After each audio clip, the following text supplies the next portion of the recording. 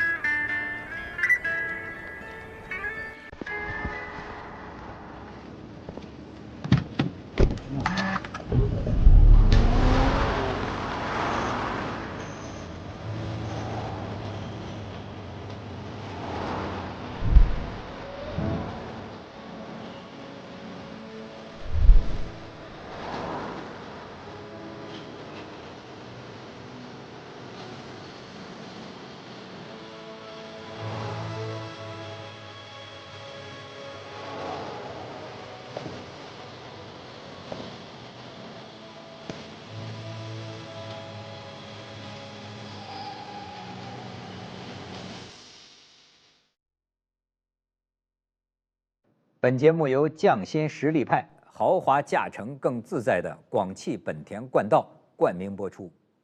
本节目由怡宝质本清润菊花茶联合赞助播出。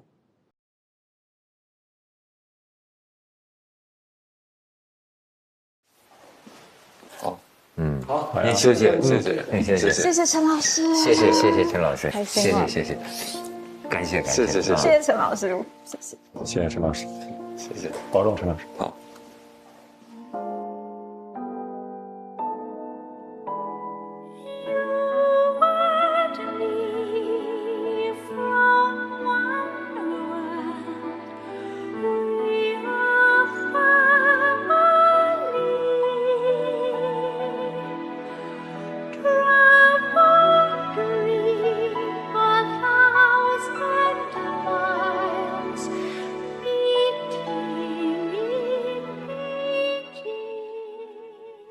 Conserver sa culture tout en réussissant à comprendre et à s'approprier une culture extérieure, c'est la chose qui est la plus difficile dans le monde. Qi Gongchen a réussi à créer sa propre musique très personnelle, mais qui est un mélange entre nos deux cultures. C'est une musique perlée, c'est une musique raffinée, c'est l'élégance, quoi.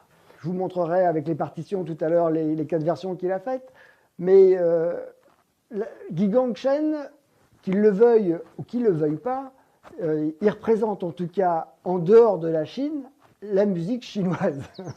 我走上世界，知道我更多的是严肃音乐作品，这是让我特别欣慰的，也是让我特别吃惊的。但是之所以让我欣慰，是我在做这些作品的时候。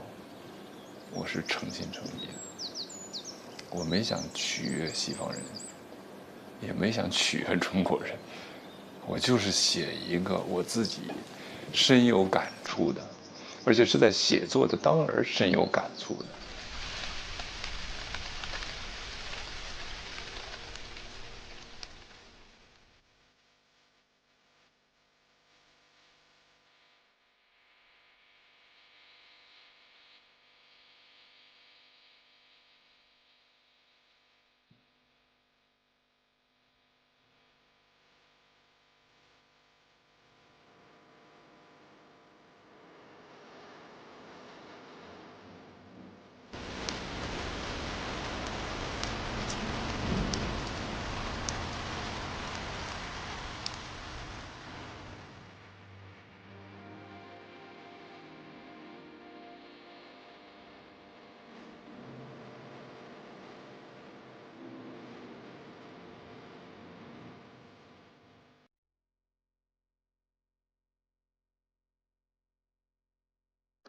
哦，这么冷，这书你都看了？我看了。你冷啊？这待会儿这么，我觉得陈老师会冷。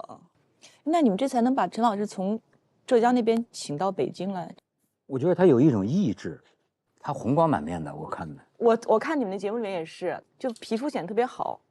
对，感觉像你们给他做了美颜的那个。真没有。哎呦，陈老师，哎呀，陈老师，谢谢。我给您介绍，我们鲁豫有约的大主持。陈老师您好。鲁豫。您好。对，坐。先坐会儿。哦，您在北京平时就得这样？在家里啊，在家里不戴口罩了。我今天也可以不戴口罩，但是我不可能。不是你先戴着吧，您先戴着吧你先戴着吧，你这您先我不敢让戴着吧你随便摘。不是你现在需要戴你就戴着呗。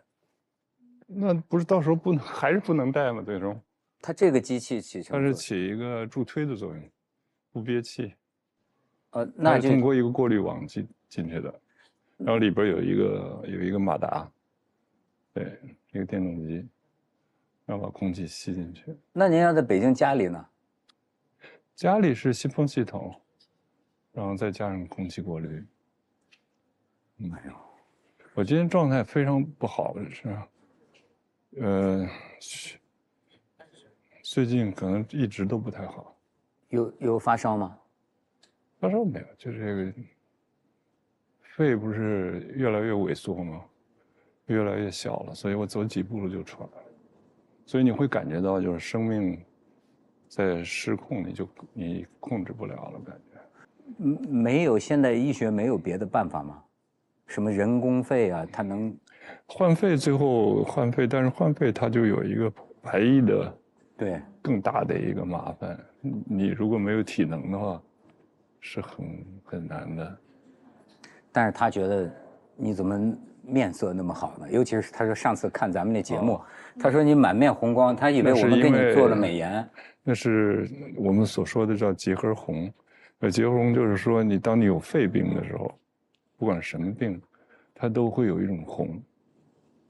哦，就一潮红，由于这个温度、体温升高，然后都体现在这儿，所以好像是化了妆似的那种。对，我就红光满面。那您为什么这个季节在北京呢？这个时候北京的气候，空气中一般人那种柳絮啊、花粉的，一般人都会觉得很难受。主要是要见医生，你不得不必须要来。就做了手术之后，这个癌这方面是彻底没事了。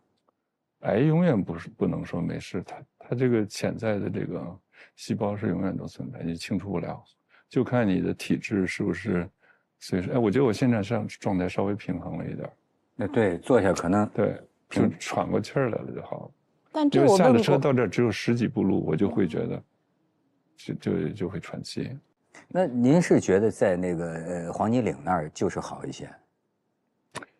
也相对而言，你永远长期待在一个固定的地方之后，你会不知道有一种呆傻症的感觉。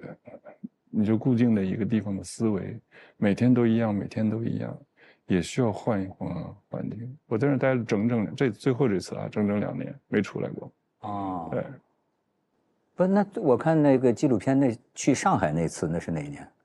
去上海是去年，这是唯一的一次出去。那出去一次简直是重大考验。对啊，我在去之前可纠结呢，一路上到那儿以后就开始发烧，完了以后又生病，生了10天。就主要见不同的人，对您我在就是一个说危险。今天完了以后，我肯定会生病，因为我必须要付出比我平常大得多的体力和能量，我才能支撑得住，让人觉得这人还正常。哎呦，我现在正在支撑着。我明白。哎呦，那先别说话，您先闭目养会儿神吧。我跟他说话开始第一次见面，我不敢大声说话。我现在也是。对，我以为我觉得肺摘除了2个的人。其实您现在隐居在那儿，他要是按中国古代来说，有那么一份心境。有的时候我在想，到底这个自闭症和我有什么区别？我也不是很明白。哎呦，徐老师怎么跟黑衣队一样啊？不是这个很久不见，很久不见。这陈其刚老师，这是咱们岭南大学文学系的主任吧，中文系主任。这徐老师，你们俩呀是老乡，您是黄岩嘛？对，他是台州啊。哦，台州，我也是台州。天台，我们算一个地方。黄岩就是台州，对吧？我这个前一阵摔了一跤，所以常戴墨镜，摔的鼻青脸肿啊。哦，眼睛摔肿了啊！天哪！结果做了一段时间的王家卫。行吧，那咱们都到齐了，咱可以上座了。好，陈老师慢慢的啊，咱不着急。你知道吗？就跟陈老师，就是我们《锵锵行天下》那次去遂昌丽水有一个山里边叫黄泥岭村，那里边有个书院。陈老师呢就隐居在那个地方，隐居在那个书院，常住在那里。那真是深山，跟陶渊明写的那个一样。但是他在那儿呢，就做很多这个音乐方面的这种，包括这个音乐研习班呐、工作班呐，这个全世界很多作曲家呀、音乐家啊、年轻人啊，又会到那个岛上去啊，他们就讨论音乐，挺有意思。那是个岛啊，他必须要涉水才能够坐船。这是公益的，他们这个音乐研习班都是分文不收的啊。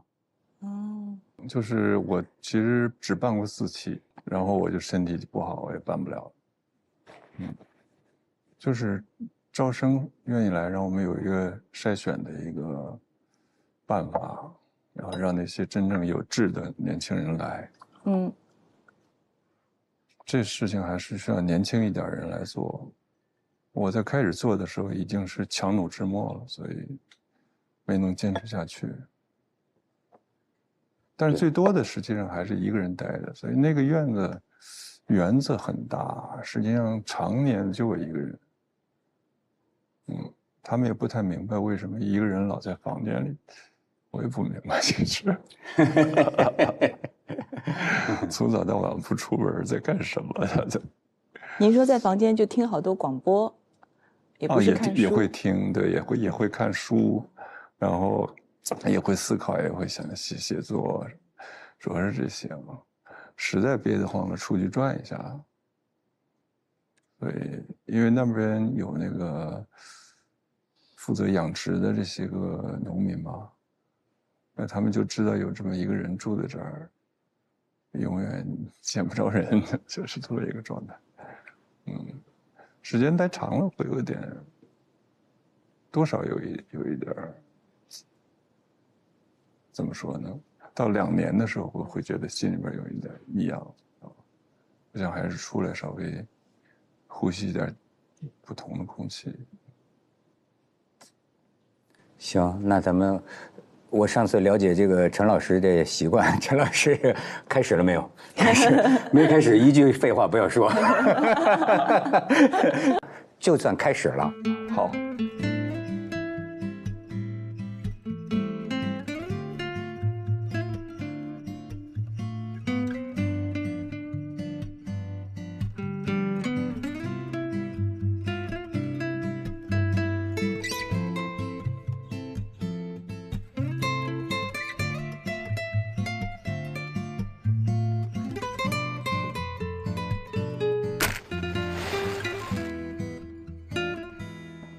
开始了！我先介绍机器啊，这个你看，不是带货啊，这个是陈其刚老师到北京来做节目，我为什么特别感动？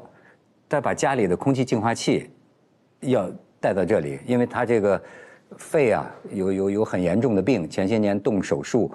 刚才鲁豫还在问，肺总共有几片？我们俩在研究肺有几片，他说他也不太清楚。我们俩，陈老师，你现身说法一下。肺一共有5片，您还剩几片？右边有3片，左边有2片。右边我去除了这个中间的和上面的，还剩了下边的。那去除之后呢，下边这块呢，就会在一开始的自然往上浮，然后会撑大，然后占了一部分的空间。但是无论怎么占，原来这部分肺腔就是胸腔的这个空间会有很多空地方。时间长了之后，你的纵隔膜啊，也就是把心脏和右肺分开的这个纵隔膜，会由于心脏和左边肺的压力开始右移啊，右移之后呢，可能会引起比如说食道压抑啊，然后还有一就是肺的整个右胸腔会有塌陷，因为里边没东西了嘛，然后你的右肩膀就开始就往下。就是人就开始，你的脖子什么的，都开始往右偏移。有的时候你会觉得很无奈，但是，就是你就是活的过程中间，你感觉到这些的时候，你才会感觉到就是这个生命啊，实际上是根本就不由我们自己掌控的。这里边碰到的难题是我们，无论是我还是医生都无法解决。他只能告诉你是你有现在这些现象，然后你的呼吸的这个胸腔，由于你只剩了3片肺之后，你这3片肺特别容易感染，因为它相对变弱了，而且它也不能像以前那样给身体供给足够的氧气，所以它就无形中增加了心脏的负担，因为心脏必须要泵血给全身供氧，那这时候呢，它就必须加快速度，然后就会形成，有的时候就房颤啊。哎呀，房颤，对，房颤，房颤就很危险啊，有血栓的危险啊。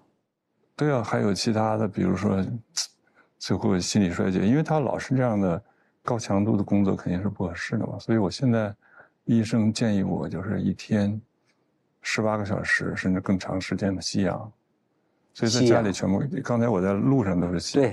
对，所以这个其实受到很，我现在这种咳嗽就是这样，因为特别容易感染，一出来就容易生病，所以你们3个千万不要有什么。但是徐老师好像是为了配合陈老师的病情，前几天摔了一跤，摔得鼻青脸肿，这个不会传染。对，摔了一跤。是打架吧？就头摔到一块硬的石板上，然后就在旁边大概10公分有一个雕塑，人家放在有那么高的一块石头，假使我撞到那个呢，拜拜了，就拜拜了。我就在想，那些人平地放什么雕塑啊？这是预兆着你要跟这个艺术家接头了。我早接头了，我的心脏不是早有问题了。所以，你们2个是同乡。这个陈其康老师的性格啊，我就不禁想起咱们上次拍那个《锵锵行天下》，我们去台州，这个当地人讲啊，说这个台州这个地方的石头啊，都是那种巨大的整块的那个石头，说有一个话叫台州人的硬气。你觉得他身上那是鲁迅讲柔石，鲁迅讲柔石就是有台州人的硬气，在一篇文章里边。后来回头我看看，我爸爸是有这种情况，是吧？他这种硬气啊，英文的说法 stubborn， 非常执拗，非常对他讲的硬气就是执拗的意思，就是都不听别人的啊。鲁豫整个看了陈老师这本自传体的书啊，太好看了，悲喜同源。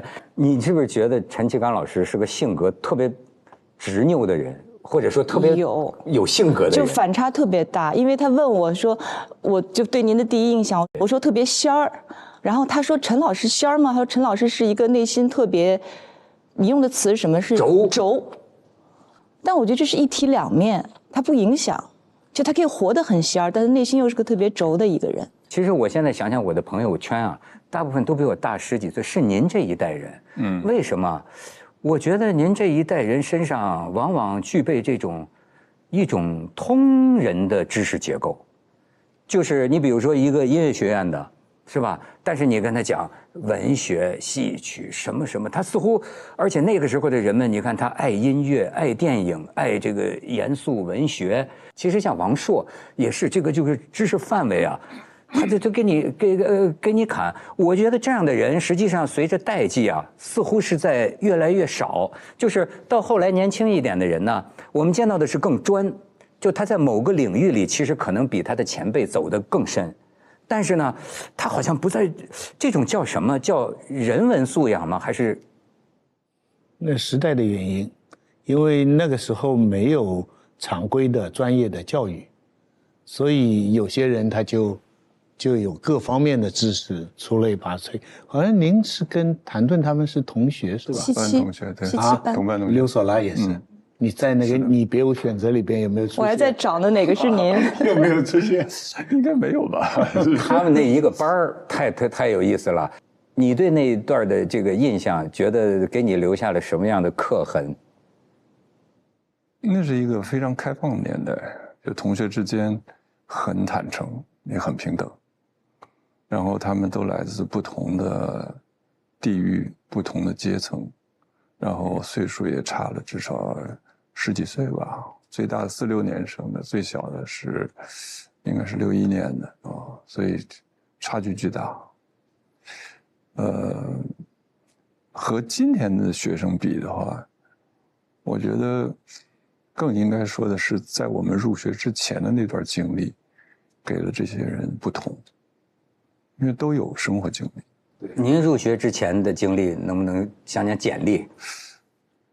入学之前，我在中央音乐学院附中毕业，然后在那个期间正好经历了这个特殊的年代嘛，然后在这个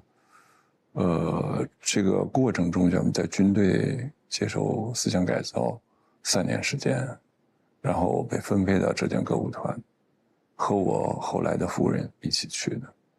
然后这些经历就是给了我们不但生活，而且还给了我们一些学习的机会。这些学习的机会是现在的人完全没有的，因为我们在音乐学院这个环境，这很特殊。因为我们其他的就是比如说老3届的这些同学们，他们在普通中学已经离开了学校，就上山下乡啊，很多人连户口都迁出去了啊，想回北京比登天还难。而我们没有，我们始终在音乐学院这个环境。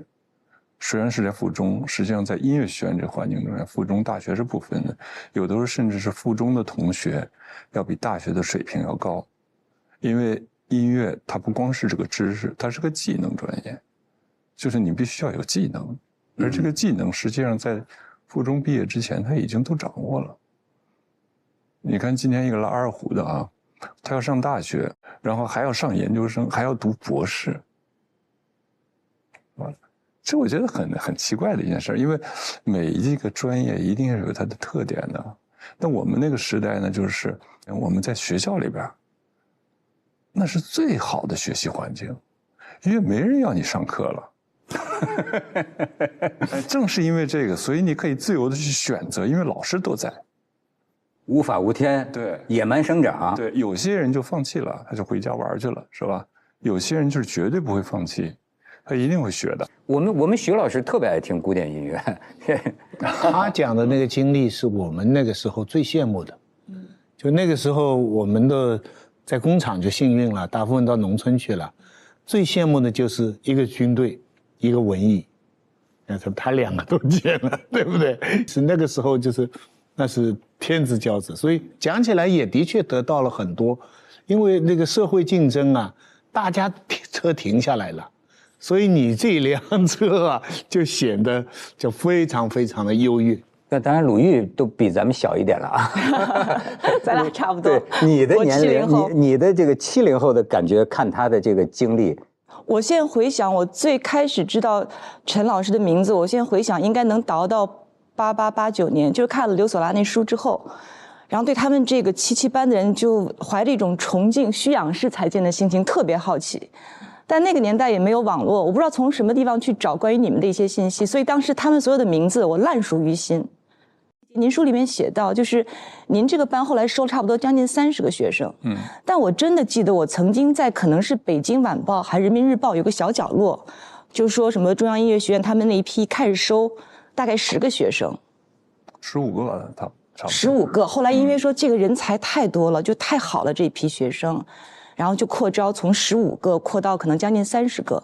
这个过程其实那一段在中国历史上，我觉得也是很神奇的。就是不光是我们扩招，我们能进音乐学院，而且当时为了这个扩招，是学校的3、4个老师联名写信给邓小平，然后这个信呢，通过不知道是邓玲还是谁的手递到邓小平那儿，邓小平是亲自批的，所以音乐学院就扩招了。然后之后就是这个改革开放之后的这个上大学之后的留学，留学更加重要，就是很多学生走出国门，看到了不同的另外一个世界，太惊人了啊！那今天年轻人就出国的时候，他没有这个感觉了，没有这感觉，我觉得不一定是好事。就是一切都习以为常，一切都不在话下，一切都在自己的手下。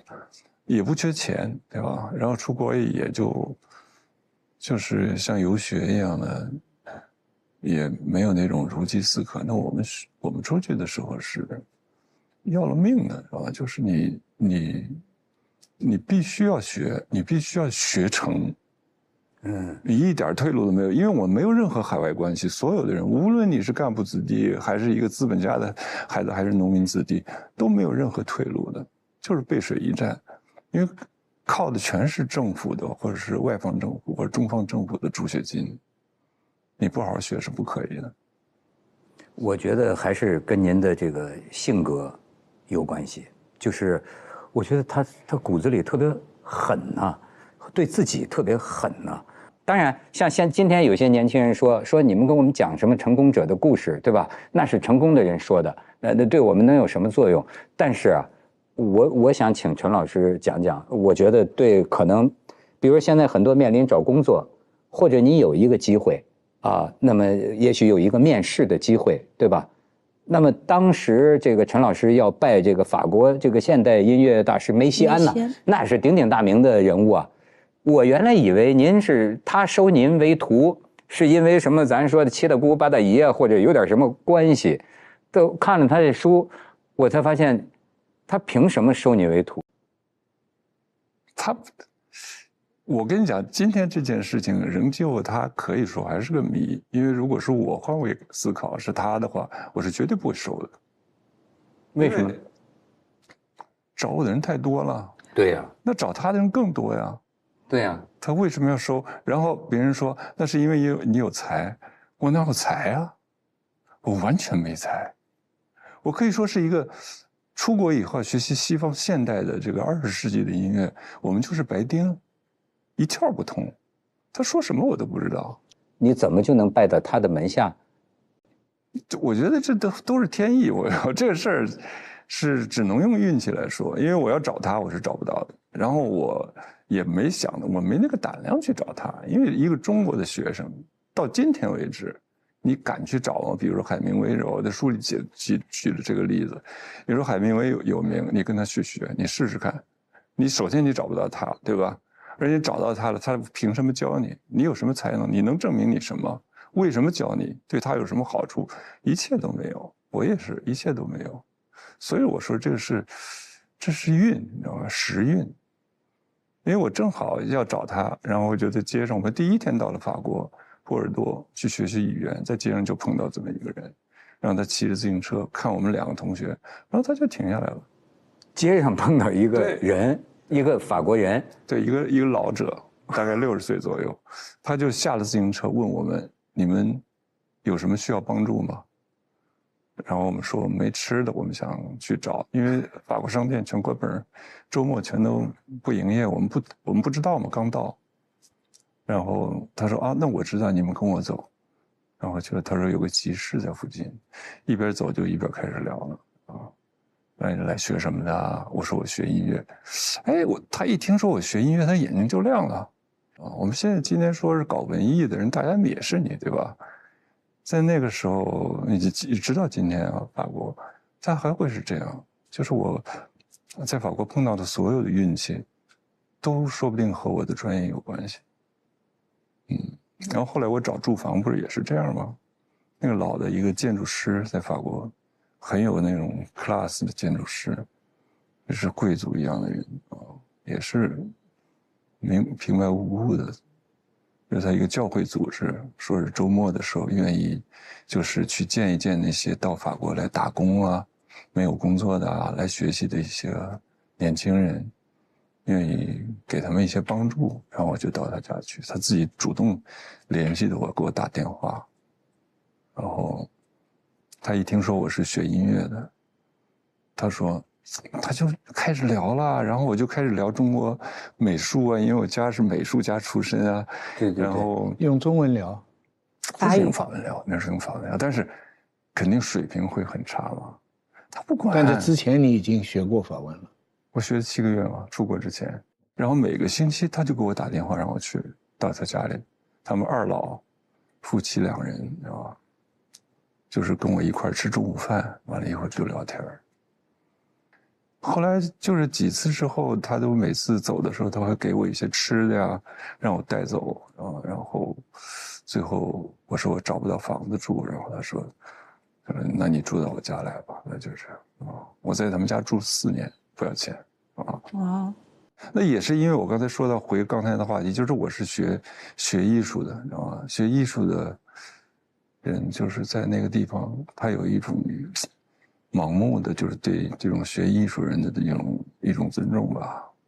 然后我正式住到他家那一天，他组织了一个就是晚会，然后找了他40多个朋友，就是跟他们讲，就说我现在有这个，就是陈先生住到我家，然后希望大家就是能够有什么可以就是帮助他的啊，因为刚来嘛，人生地不熟的，然后我就在这40多个人里边，我认识了后来很重要的那么一直帮助我的人，所以我说这些事情，再回到一开始的那个人，他们推着自行车，然后带着，然后我就开始跟他认识。他中午说你们不愿，然后又到他家去吃饭，你知道吗？然后给我们高兴的是就刚到法国第一天，这都是怎么回事？我完全不能理解。后来我在书里写到了，这个国家怎么遍地是雷锋？然后就是这样，有一天，就是这个同学说，你要在法国找老师，你就必须要找最好。谁是最好？他问我，然后我说，学音乐的话，最好的就是梅西安。他说，那你去找梅西安。找梅西安。我说，我怎么可以找梅西安？我是谁呀，对吧？他说你在这个地方，这个不丢脸的是吧？你没找成也没关系，你损失什么？然后他帮我写了一封信，我写中文，他翻成法文，是这样做的。然后最后之所以他收我，当然还和我的准备有关系。我们花了2个月时间来了解梅西安，然后写的一个新作品，同时呢就是进行实战演习的对话，就是梅西安将可能问什么问题。一个同学跟你进行对实战演习的对话。这个同学是学法文专业的，他是北外的高材生，然后他陪着我练，他有时候当梅西安，有时候当我，然后就是2个人互换位置，然后这样等到我去见梅西安的时候，我要跟他说什么，我已经烂熟于心了。但是还是会有些意外，什么意外呢？没在我准备范围之内的，这就叫意外，是吧？因为我就不会说了嘛，但已经非常好，他只学了7个月的法语，所以所有的音乐家都是学语言的天才。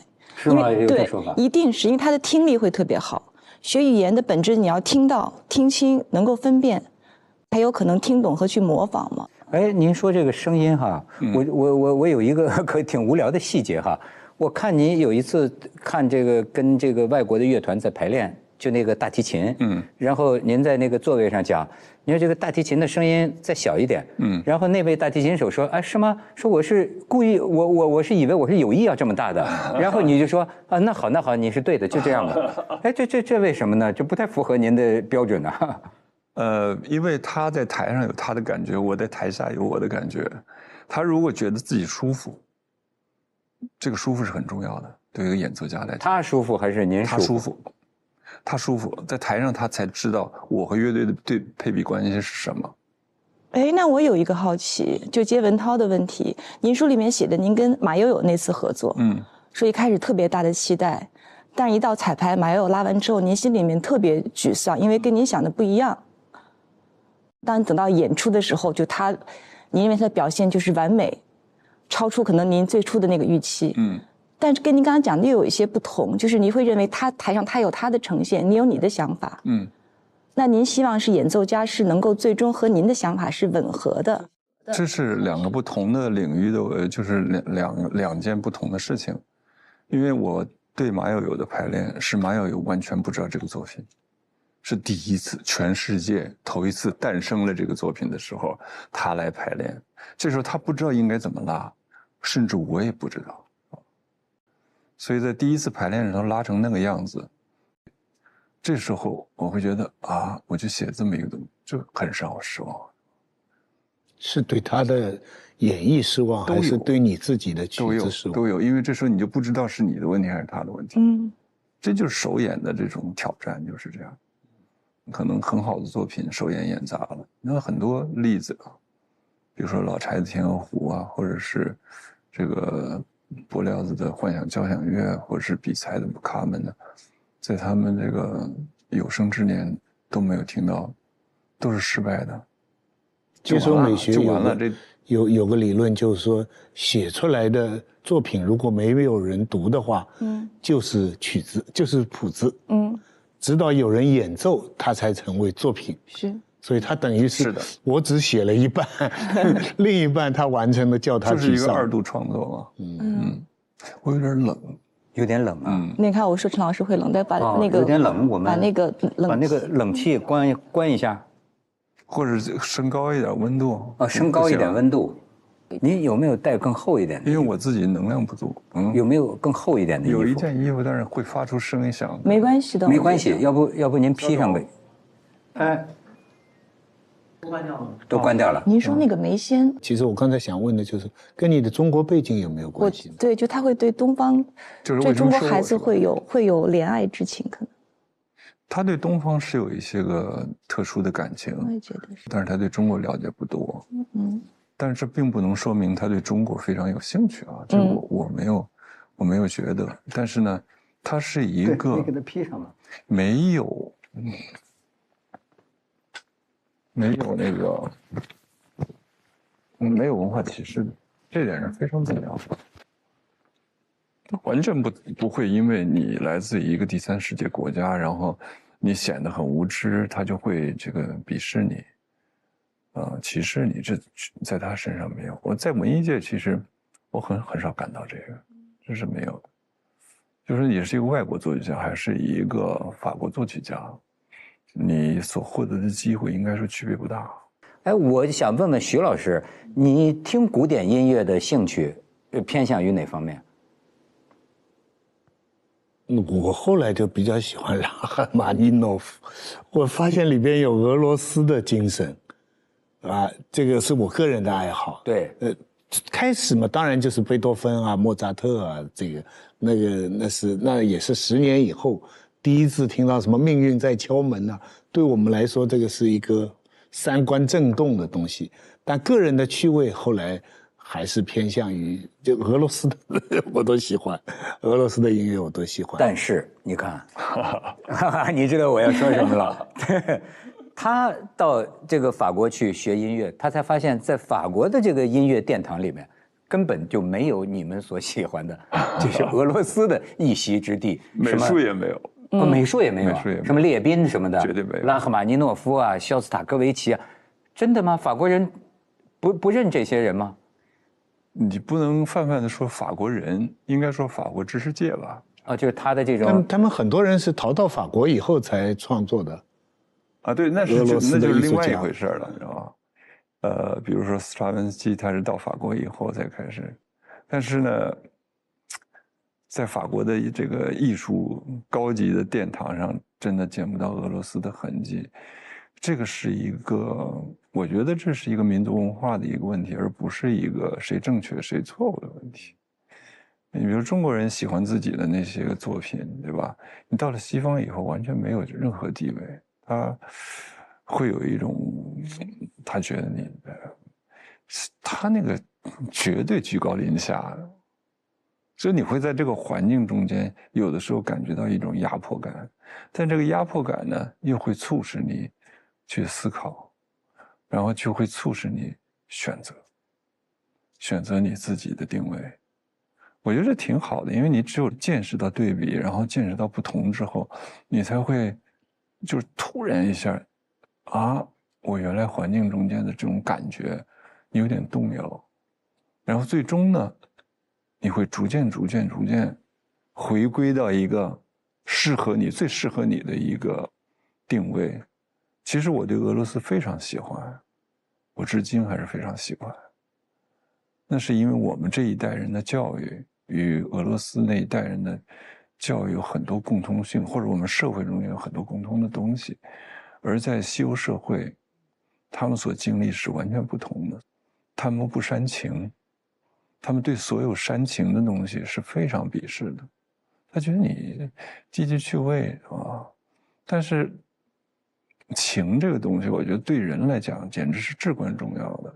当你没有情了之后，你的音乐或者你的艺术就会显得冰冷啊，非常有逻辑啊，而且确实艺术性有的时候非常非常高，你真难以企及。但是对我来说，这有什么意义？我有的时候会在想，这个意义到底在哪？您这个提出了一个非常有意思的话题。陈老师原来最早的一个作品有一个叫《逝去的时光》啊，就我跟您讲，您一定要原谅我在音乐方面的无知啊。但是我相信我讲的是很实在的，就是说，他在这个音乐里啊，当然用了很多法国现代音乐的作曲手段，这个配器，他在这方面很绝的，对吧？但是呢，他用的梅花三弄的这个旋律，然后呢，这个《费加罗报》的这个评论，把他给打击了，就是好像在他们法国人的这种当时的时髦标准里，或者现代音乐的标准里啊，就是你怎么搞起这个旋律来了，搞起这个感情来了啊？这个呢，似乎就是比较 low， 比较低级。我觉得这件事儿很有意思，就是但是为什么呢？这个音乐作品我听完了以后，我唯一记住的也就是这个旋律呢。那么也就是说，难道说欣赏现代音乐是为了，不是为了留下一个朗朗成诵，我们这还能吟诵不已的旋律，而是为了获得一个当时的这种所谓音响的这种组合呀、复杂的配器，得到当时的一个体验吗？我突然发现这里也有一个很有趣的现象，这个鄙视链哈。在俄罗斯，小说也好，现实也好，他们把法国看得很重要。所谓贵族就是要说法文啊，你不是说英文，对不对？可是法国人呢，却把这些逃过来的俄罗斯哪怕很有成就的作家，在你的说法里面，他们把他看得并没有那么重要。我们中国的文学呢，把俄罗斯看得非常重要，对不对？俄罗斯对我们的影响是致生命的。我们把俄罗斯看得很重要，也是因为苏联这段历史。对呀，如果没有这段历史的话，中国人到底对俄罗斯是怎么看？我这个就无法想象了，知道吗？因为那时候我们50年代唯一能够进来的就是俄罗斯，其他人已经进来了。但至少30年代，鲁迅他们那个时候就已经很着重翻译什么毁灭啊，那个高尔基啊，包括东北欧的。和左翼有关系吧？我觉得这和左翼有关系。对，有一点关系。总体上，中国人对俄罗斯文学的兴趣是跟政治环境有关系的。但你又不能说中国人对俄罗斯的东西有兴趣，他们对西欧没兴趣啊。也有兴趣。他们对对西欧的兴趣是基本上止于欣赏，或者说是有一个时间，这个叫什么时间差。就我们最感兴趣的法国是雨果他们的法国，在法国人觉得这是他上一世纪的东西了。他们以煽情、感情描写社会历史变化、运动，我们现在最好的形容词，通过谁谁谁的一生，展现了民族的命运等等。在法国，经过存在主义，经过新小说派，他们早就把它看的这个是过去的东西。我们崇拜的是他们的。但是这确实存在一个艺术标准的问题，比如说我们说法国人或者说法国的这种知识界，他把俄罗斯的文学史、音乐史似乎看得很轻，但是实际上托尔斯泰难道不是一个绝对的标准吗？就是或者说音乐，不是没有一个，它就是好啊，能说它不好吗？那取决于谁来解读啊。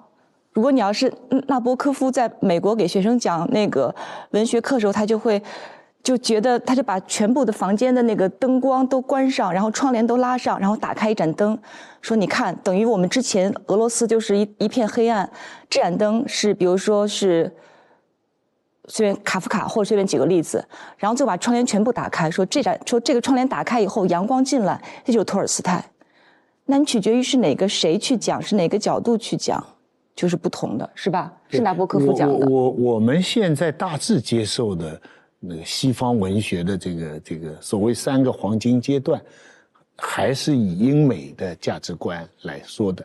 一个是荷马时期古希腊，第二个是莎士比亚时期的英国文学，第三个还就是19世纪的俄罗斯文学。就是说它这个是在人类历史上3个文学的最高峰。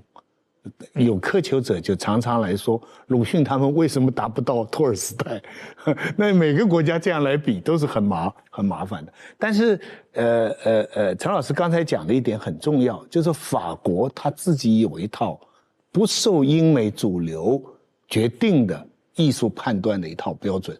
它在相当高的层面，它影响美国的主流价值。我记得我在那个时候认识了一个法国的留学生，已经很老的留学生，博士不知读了多少年了。他到中国来专门学老子，他就跟我讲过一句话，我印象非常深。他听说我要去美国了，他就说：“哎呀，太可怜了，你要在那个地方接触艺术，接触英文。”就是他，我心想，整个19世纪你们全世界跟英国争到后来，你们的殖民地都很糟糕，英国的殖民地相对好很多，对不对？我就跟他讲这个一个基本的历史事实嘛，这个世界发展是不是？但是法国人他是从艺术上看，他觉得他的观点就是说，跟着英国人的，尤其是美国人的，那就是腐化。他们的中国的也很好哦。他相信中国的很好，我们别忘了赵无极啊，在法国啊，对不对？现在能让中国作家、中国艺术在全世界取得最高地位的是在法国哦。所以是不受英美的这个主流价值观影响。其实陈老师说里面有一段话，就回答你刚才的问题，就你说第二天《费加罗报》的那个评论影响这么大吗？他写的是谭盾在法国一次演出，在我们看来他是选择旋律性特别强的一段乐曲，但法国观众现场就起哄啊，意思就是我们不要看这个，我们不要听这个。他们恰恰认为你非常迎合我们的曲调，我们不懂的可能觉得旋律好，我们就觉得好。他恰恰认为你这是在迎合我们，是媚俗的，是不够艺术，不够高雅，他们不要这些。所以说这个事儿特别聊起来特逗了，我就觉得有时候会形成一种风气。我这个比喻当然可能是不合适的，比方说啊，当年有一个年代，就王朔小说非常风行的时候，它带来的影响利弊可以说兼有，有的时候有点过头，比如说就反崇高。一旦成为一种流行文化以后啊，那我很真诚的讲点什么很有价值的话，你不好意思，你明白吗？你脸红，它慢慢产生一种调侃的这么一种东西，就是说，你要太透露心中情了，或者当然，因为我们过去经历过那个年代，就过于假大空的一些宣传，但是呢，到最后呢，这个出现了一个颠覆的这么一个风潮。这种颠覆的风潮呢，有点像带来一种，就您说的法国现代音乐的某种标准，就是你抒什么情啊，那多酸呐，对吧？还什么？哎呦，我的土地，我这太 low 了。可是我上次见到一个香港的一个电影人，他也觉得，他说这个我们拍了一个电影叫《十月围城》，其实那电影挺好看的，知道吧？他说这里边有中山先生有什么，就是说讲辛亥革命，对，就是说我们觉得讲的那些烈士的话呀，香港的编剧觉得是很真诚的，多么动人呐。但是为什么在内地电影院他们这个人会笑场呢？因为他们没有经过我们这么一个文化的这个变迁，所以呢，咱们有些时候觉得，即便你是出于真诚，也出现了误读。比如说我们要拍一个片子，一个嘉宾他讲着他流泪了。那我就说流泪了也很好啊，就能够咱们就用的长一点。我真的发现年轻一代跟我年轻的这个编辑编导就说，哎呀，文涛老师不要，差不多就行了，就不要出他流泪的这人家说咱们太煽情了。我说他又不是有意制造的，人家就是自然的出于至诚，为什么就在他家他不会流泪？可能您是说他是表演？它不是表演，它是场景所致，就是这个环境触景生情嘛，对，让它可能更有某种表现欲吧。那就您说的这种就是说感情似乎就被这个，比如说这个逝去的时光里面，这种东西似乎就被他们的时髦所低看。不是，我觉得在法国艺术里边，我特别有感触的就是说，他们会在达到高点之前就进行限制，节制的，进行限制，要进行限制，要克制。克制是高雅的体现。哦，如果不知道克制，一个劲儿的放纵，那会让人就鸡皮疙瘩全起来，就觉得啊，这话太切了，这个人真是不好。但克制是不是又太刻意了呢？艺术就是刻意，对，不，艺术就是刻意。就您刚一说这克制，我就想到那个简伯金，他一开始不老拎一个菜篮吗？就在拎那个著名的包以前，不老拎一个菜篮吗？我小时候会觉得哇，拎菜篮特别酷，但我现在才看，我觉得特别刻意，就是你这个随意的背后是刻意，那克制的背后是不是也是刻意呢？那比如说你化妆是不是刻意？他就是这个，如果你不化妆，那有些人就会认为你就是一个野人，就是一个糙人。但如果你一定要化妆，那有些人认为你就是做作。他观点不一样，但是一个国家的民族历史与传统对这个国家的影响是不可更改的。你到法国就绝对不能煽情，就觉得一个人应该做什么就做什么，对吧？你愿意做就做，就是这样，就挺好。但是不需要煽情。我们在读研究生的时候，我还记得我们研究生的宿舍里就在争这个问题，就是一种认为艺术就是真情实感，我现在有真情实感了，我流露出来，我流泪了，我喊了，我骂人了，这就艺术。因此呢，我们很多人喜欢巴金啊，等等等等。那另外一派就是我前面讲的这个，是我们把它叫什么积极浪漫主义，就拜伦啊、雪莱这类。那另外格尔利兹啊、活斯华斯啊，他们就认为艺术不在于这种激情的宣泄，而是这种激情冷却下来以后，变成了一种艺术的格式，那个才叫艺术。所以法国人呢，至少是这个陈老师介绍的现当代的这个法国艺术界，比较偏向于接受我们称之为消极浪漫主义的这一派的文学观，就是你哭的时候，这不是艺术；明年这个时候你还哭，你写出来也许是艺术了。那你要按照你这个标准，我认为那个鲁豫的节目里出现过的一些嘉宾就不够节制。那你要看时代，但是至情至性啊。那你要看时代，他可能10年前流泪，可能在那个年代他又属于是 OK 的。你放到如今，是不是会觉得有一些小小的煽情？中国社会也有变化，对吧？都有变化，我觉得。就是法国人他在对别的文化的价值标准上，对，他是尊重呢，还是觉得我高？我高。哦，就所以我是风闻说这法国知识界有一种高傲，对，就确实是这样，是很明显的。但是你要具体的批评说他我高，他可能都不意识，他没有觉得自己比人高人一等，只不过他会非常坚决、非常清晰的说，你这就是不行，哦。那就是说你和我的价值观不一样，这时候我们这个就应该怎么样？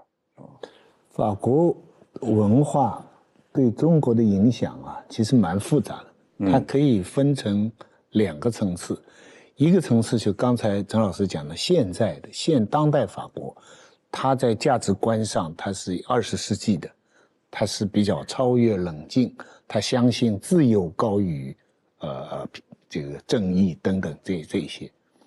但是在100多年前呢，影响中国的时候呢，它相对于英国的文化来说呢，它又比较强调革命、平等、正义。就法国这个，我最典型的例子吧，上海吧，就有2种文化。你黄浦区啊、外滩啊、跑马厅啊，那都英国文化。娱乐就是跑马，大部分人什么人是正经的，就是银行上班的这些。可是法国文化呢，在淮海路、徐家汇、这个衡山路，他们的代表是什么呢？梧桐树啊、咖啡馆啊、舞厅啊、书店啊，以至于在上海就形成了100年，形成了这么2种文化啊。中国人的相信的文化，主要指的是法国文化，就说香港有钱没文化，其实要是以英国标准来讲，香港很有文化，它有跑马厅，有中环，它讲法律、讲道德，这个一大堆。可中国人觉得这个不行，这些人对于资本家剥削工人睁眼都不看啊，不会凑在咖啡馆里组织革命活动。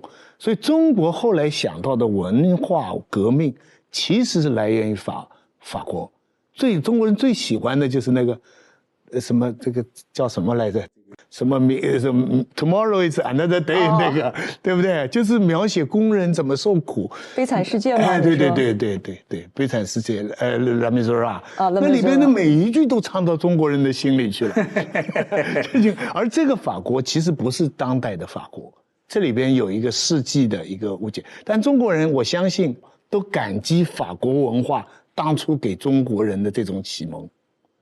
这法国的大革命的启蒙的这个精神，始终是大家盼望的。中国革命受法国革命精神影响，我想去一下洗手间。可以，没问题，没问题。您把那个麦摘一下就好。也不用摘吧，它那个关一下就好。或者您需要休息一下吗？没关系啊，你再给我点茶。好，谢谢。我觉得您刚才说那个梅西安，我觉得是对的，就他一定是对他宗教信仰，然后加上对于第三世界国家的人，他有一种天然的怜惜之情。如果是美国学生，他肯定连看都不看，我觉得。英美呢是经济救世，他认为全世界都应该像我们这样，这套经济制度，大家都会好起来。法国是文化救世，全世界的人都能像我们这样来对待世界的话呢，他觉得这个世界 international 就一定会实现了。对，所以你到巴黎你会发现，法国人对讲美式口音英语的人是最不好的态度。而且你对其他人还好到餐馆里千万不能叫可乐，你叫可乐这是非常糟糕的一件事情。他们最抵触美国。每次我都很怂的，我说对不起，我不会讲法语，你能不能跟我讲英文？然后说行吧。哎，他们就是有这么一种就高人一等的这种。不，那背后其实也是自卑啊。就是现在的法国不是当年，但是呢，它是唯一一个能表露这种自卑的民族。像意大利啊，他们就服了，就全是英文了，对不对？我不会因为讲英文而难为情了。法国人就觉得我跟你讲，你讲英文，他就觉得。我在巴黎最神奇的一次经历，我在地铁站里面买票，怎么都说不明白，那人也不讲英语，我怎么都说不明白，正在焦急之中，后面一个人跟这个人突然用中文对话，我就惊着了。卖票的是法国人，转头一看，说话的人是一个美国人，那他们俩开始中文讲话，然后我就傻掉了，因为那是很多年前，那很多年前，可能就2000年之前，我觉得，然后我就愣了。后来那个人好像在中国留学生，然后这个卖票的法国人，我说你怎么会说中文呢？他说我将来是要去法国外交部工作的，我是自学中文。这个人特别逗，我想他很有前瞻性，我就好奇他有没有去法国外交部，然后派驻中国大使馆什么之类的。其实我的感觉上，法国好像对中国有兴趣，有一种想象的，对，有一种想象的误解的美感。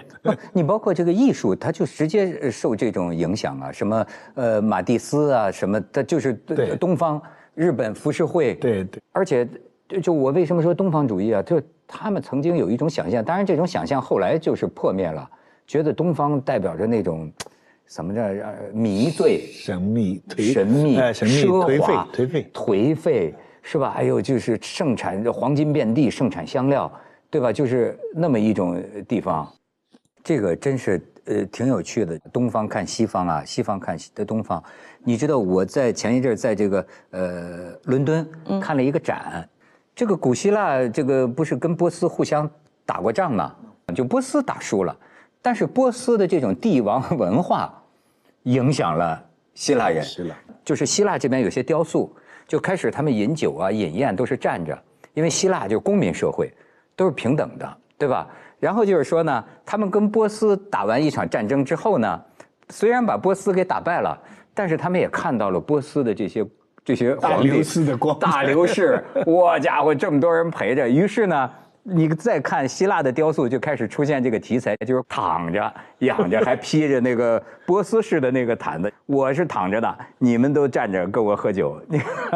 就所以我说这个腐化不是这个奢华，这个不可挡的，真的谁都知道舒服，你知道吗？他哪怕像西方人，他看到东方这个温香软玉的这种，这东方就有一种让人迷醉的。当然，实际上是东方的统治阶级，对吧？但是呢，就能把他们给感染了。他也是学一点学一点，要他整体的他也不行。不，你像就是我们认识一个美国的，就是一个反正是一个跨国公司的，在中国，第一次让他去中国捏脚。你知道吗？他反正根本就反对，他就说他说我们不能接受，怎么能有另一个人给我捏脚呢？是吧？我说去，这点挺熟的嘛，去了一次，哎呦，现在他每次来北京，第一天晚上都不跟我们吃饭，说我先去捏脚，就你知道这，我就发现我说这舒服啊。哎，你知道陈老师那边写的有一段特别有意思，但是有一些细节特别逗，他有写他那个陈老师来了。太有意思了。没事，你接着说，陈老师。没有，正好在说到您的书，陈老师，我就他看里面就写到一点，就当年那个雅尔来北京办音乐会，你像当时在中国特别火的几个就是偏流行的音乐家，什么雅尔还有雅尼，都在北京火得不得了。电子音乐是吧？对，但是雅尔还不是。然后当时陈老师他们几个一些同学吧，还是什么同行去，就怀着很大的兴趣、特别大的期待去看去听，然后说。就特别沮丧，觉得简直是跟想象的完全不同。我想，天哪，雅尔，陈老师特别感谢。这个对我们来说，因为我又不了解别人心目怎么想的，我只是说我们当年的感受嘛，也不是我一个人的感受。对，你到了一个专业环境中间去接触这个的时候，你才发现哦。那个还有理查克雷德曼也是对，理查克雷德曼，对，同意。理查克雷德曼在您眼中是不是倍儿俗透了？不是在我眼中，就是俗透了。对，在可能专业音乐界眼中吧，会有这种感觉。但是我们对不对我不知道啊。对，小时候第一次听觉得蛮好听的，后来就听不下去了。这个标准是什么呢？这就是您比如说现在假如想学音乐的年轻人是吧？就是他谁都想成为最牛的嘛。那您如果说这连标准到底什么是最牛的，是以什么为标准？我要做出什么样的作品我牛呢？我的标准，我的标准有千万个我呀，就是我的标准。那最后怎么能承认你是最牛的呢？不需要你承认，只有这种胆量的人才能最终获得他自己应有的生命力啊。如果是你的标准来做我的事儿。那我没有灵魂的哦。自为标准，艺术就是这样。艺术我觉得和人格紧紧相连的。人格？对。怎么说？他怎么说吧？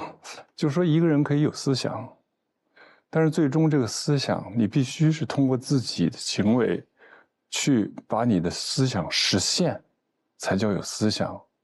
而不是说你只是个想法而已。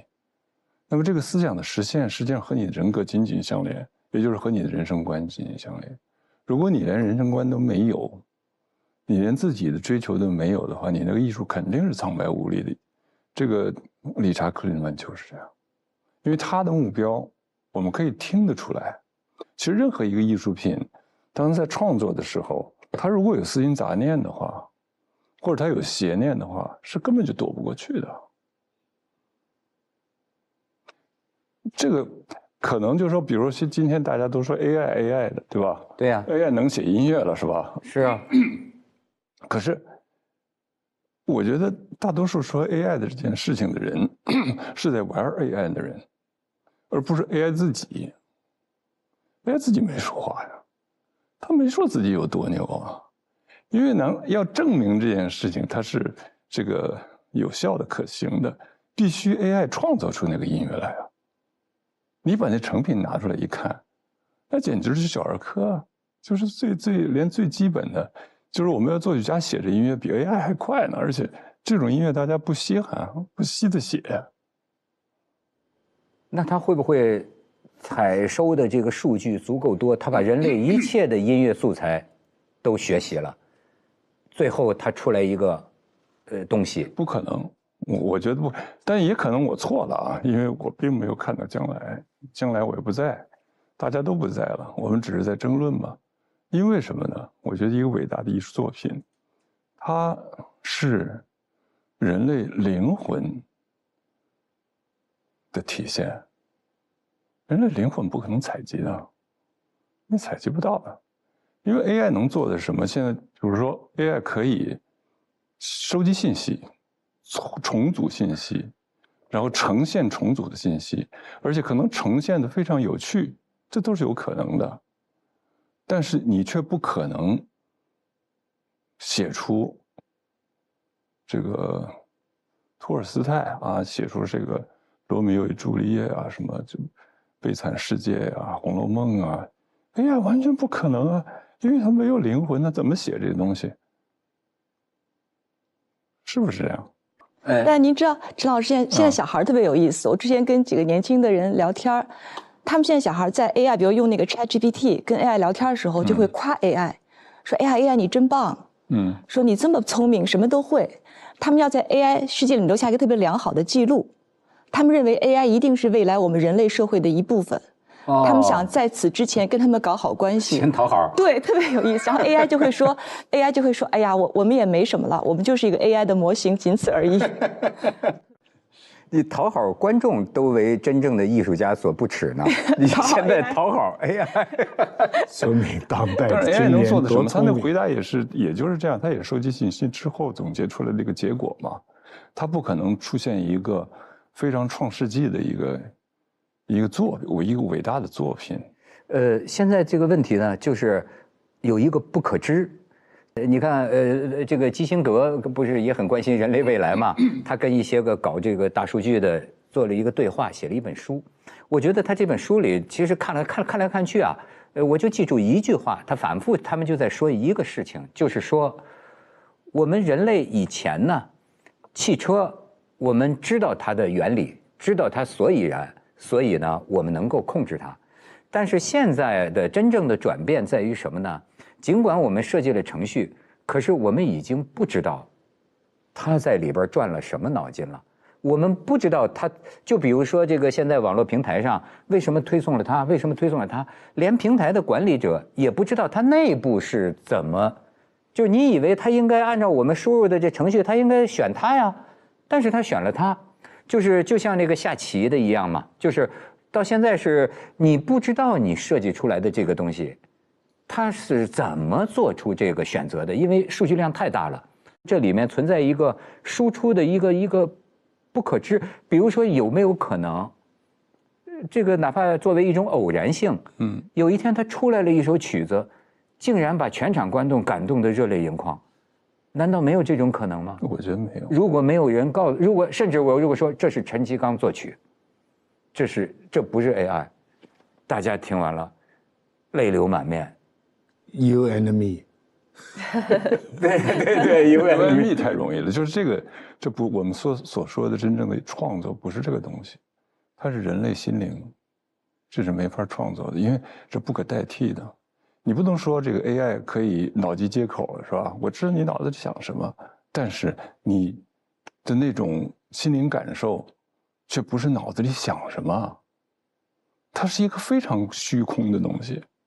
这音乐之所以它伟大神圣，它其实和所有其他艺术相比，它是不一样的，它是看不到摸不到的，什么都没有啊，它是在空间内，是这样一种感觉。这个和人类灵魂，也就是说人的七情六欲所有的感觉是非常贴切的一种形式。这种形式，我和你，比如说我作为一个 AI， 我和你脑机接口了。即便我了解了你，我只了解你一个人呢，我不可能了解人类呀。我觉得您对这个艺术的看法哈，接近于一种信仰。这是很 classical 的一艺术观。我觉得要我做大公司的老板，我就发令他们做这样的实验，比方说，你把所有鲁迅讲过的话，通通输入到一个机器里边。这个技术上不难做吧，对不对？而且呢，你也告诉这个机器，他讲这些话的背景，他是讲谁什么的情况。那这个机器完成了以后，你就提出一个新的问题。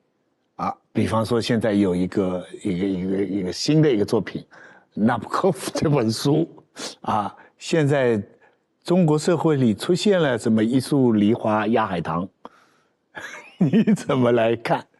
那这个机器的鲁迅就会运用它。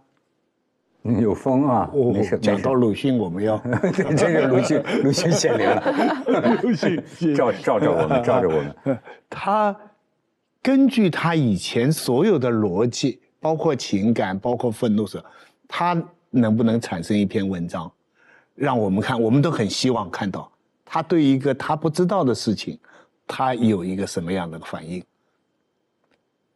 那么，如果这个方法可做的话，我们就可以评论这个机器做的鲁迅是怎么样的，或者可能说，离谱，不可能，或者是说，它有点像鲁迅，或者是等等。那么还有不止一个鲁迅啊，你可以做几千个，你李商隐啊、李白啊，对不对？你无数的人都可以这样，产出。当然，这个是非常无趣，这个是非常无聊的一个事情。这个里边就还说到您刚才说的这个接受美学了，他对，从我们创作者的角度，我们不肯相信，但是胭脂从接受者的这个角度，他会给他什么样的印象呢？他可以去做出100个鲁迅来，但是那是过去的事儿，那不叫创新呐，因为我觉得它就是一个人类的创造，它就是一个独具个性的、非常有前瞻性和创新意识的一个东西。这个是机器不能做的事儿。你比如说就是马斯克可以把人类带上火星，对吧？但是这并不意味着人类灵魂的极致发展。到了火星还是这帮丑人，对吧？有什么变化？你都开始重新破坏那个地方，对吧？你活出新价值来了。我觉得这艺术本身的神圣性的一个是神性的东西，这真是不可拷贝的。他认为艺术可以顶得上原子弹，可以胜得过绝对胜过武器，绝对胜过。怎么说呢？就是他把人生命可以把生命带向极致，这是任何其他东西这不可能，原子弹不可能啊。带上什么极致毁灭，对不对？这是没有的，就是只有艺术这种形式，它超脱了某一个人、某一群人的榜样的力量，因为艺术是完全凭空，就是人类的一种特别神的一种想象，而这种想象是可以让人们变得伟大，变得勇敢，能变化人。对。那您指的这个能变化的人是一小部分人呢，还是大众呢？这就让我不由想起你自己也会经常感叹，就说搞这个古典音乐的，这个现在这个圈子就是那么一个圈子，甚至有点像，我记得是讲爱因斯坦嘛，就是世界上大概只有5个人能听得懂他在说什么，但是就是这么一个很小的圈子。我能感觉到好神奇啊！我先请教您一个词儿，什么叫肢体？肢体就是在形成音乐过程中间，一个音与另一个音，或者一群音与另一群音形成了某种组合，就是编织的织。对，就说它这个比如说我理解就多种音色、音响、和声什么的，它就这种编织关系，真正会听音乐的听这个，以至于我看到一个芬兰的音乐家，他就读他的谱子，他就讲，他说我读的过程中，我就发现这个陈其刚的这个乐谱啊，他说他没有多余的音符，可能有些作品是会有一些无意义的音符，为了丰富吧。他说他发现每一个音符没有多余的，这让我想起您受的中国古代文化影响里的惜墨如金，就是说我的每一个音符都是有它意义，以至于这个芬兰这个音乐家说，我就感觉到对他的每一个音符我都得认真的把握，因为呢抽掉了其中一个音符，它的结构就塌了。我看到之后，我的第一个感觉就是说，你要是我这水平，他抽掉陈老师作品抽掉10个音，我也觉得立得住，听不出来塌了。但是你看，就说明它是一种这么样的精微，它一定不是多数人能够你听得懂的。但是但是它却引领着，就跟比如说你奔驰车，不是所有人都能开的，对不对？但是它却引领着大众说啊，那个是好东西，就是这样。奔驰领着我们走，不是，我只举一个，就是汽车领域，对吧？汽车领域就是这个样子。是，所以其实我觉得不用讳言，的确存在某种精神贵族，对吧？就是有些艺术，它好像就是琢磨到了这种高精尖。你中国也是啊，昆曲啊，为什么成了非物质文化遗产呢？没有几个人，所以我还特别想跟您探讨这个问题，就是说，能不能说中国音乐重旋律，这似乎在节奏上面就比较随意，那这个西方这个音乐呢，它就比较重这个结构，那么这两个是不是反映了文化的不同？这又是怎么造成的？为什么中国？你甚至你看，我会联想到中国的这个绘画。是线条的艺术，像春蚕吐丝，你看咱们都是，哎，一个东西确实是旋律的，我自己都觉得我节奏感不强。你比如唱卡拉 OK 啊，我那个旋律能唱，但是他不知道是哪个点上唱哪个字。您觉得这是不是有种民族的特点？应该是有的。我们其实汉族的话，节奏意识是不强的。对，如果拿音乐和绘画比的话，我觉得中国的绘画艺术的发展要比音乐要极致得多。极致的多。对，我们的音乐我觉得还是在一个就是一个极星的一个层面，就是大多数文人呢，他们弹古琴啊什么，其实都是附庸风雅嘛，其实并不是一个专业的音乐家，也就是专业作曲家、专业音乐家，其实在中国历史上是不存在的，但是呢。它却形成了一个音响的传统，就这些音响是我们听到的，这是我们习惯的，而这些音响影响了我们整体的，包括现代的音乐思维。所以我为什么会非常重视它？因为那就是我们生长的环境。如果你把这抛弃掉的话，你从什么地方开始呢？你只有从西方那儿开始了，不是很没有意思吗？我们为什么要去和别人做的一样呢？对啊，我觉得您就是一个所谓讲好中国故事的好典范呢。这里用了大量的中国的音乐素材，中国民族的这种灵魂的这种东西，但是呢，也赢得了西方音乐受众的喜欢和接受，甚至是惊艳。那这个事情是怎么发生的呢？这是有个过程吧，都是先离开再回归，是这么一个过程。对的，离开是必须的，你要必须远距离看中国，才能知道中国。如果在中国这个环境中间永远生存下去的话，你根本就不知道中国到底是什么样。所以我们可能会变得妄自尊大，或者是妄自菲薄，都有可能。中国知识分子尤其是会有这两极嘛，就是要不然就是纯学西方的，要不然呢就是这个就是觉得自己已经够牛了，我们有多少千年的什么，你知道吗？其实你越学习的话，越发现各有千秋，每个文化中间都有特别值得学习的东西。所以你说为什么会在那个地方取得了，或者怎么样？这话真不能这么说。我觉得如果说你有一定程度的成功的话，那就是因为你变成了一个符号。所谓符号就是你。因为大多数人他不愿意做你知道吗？他要成功。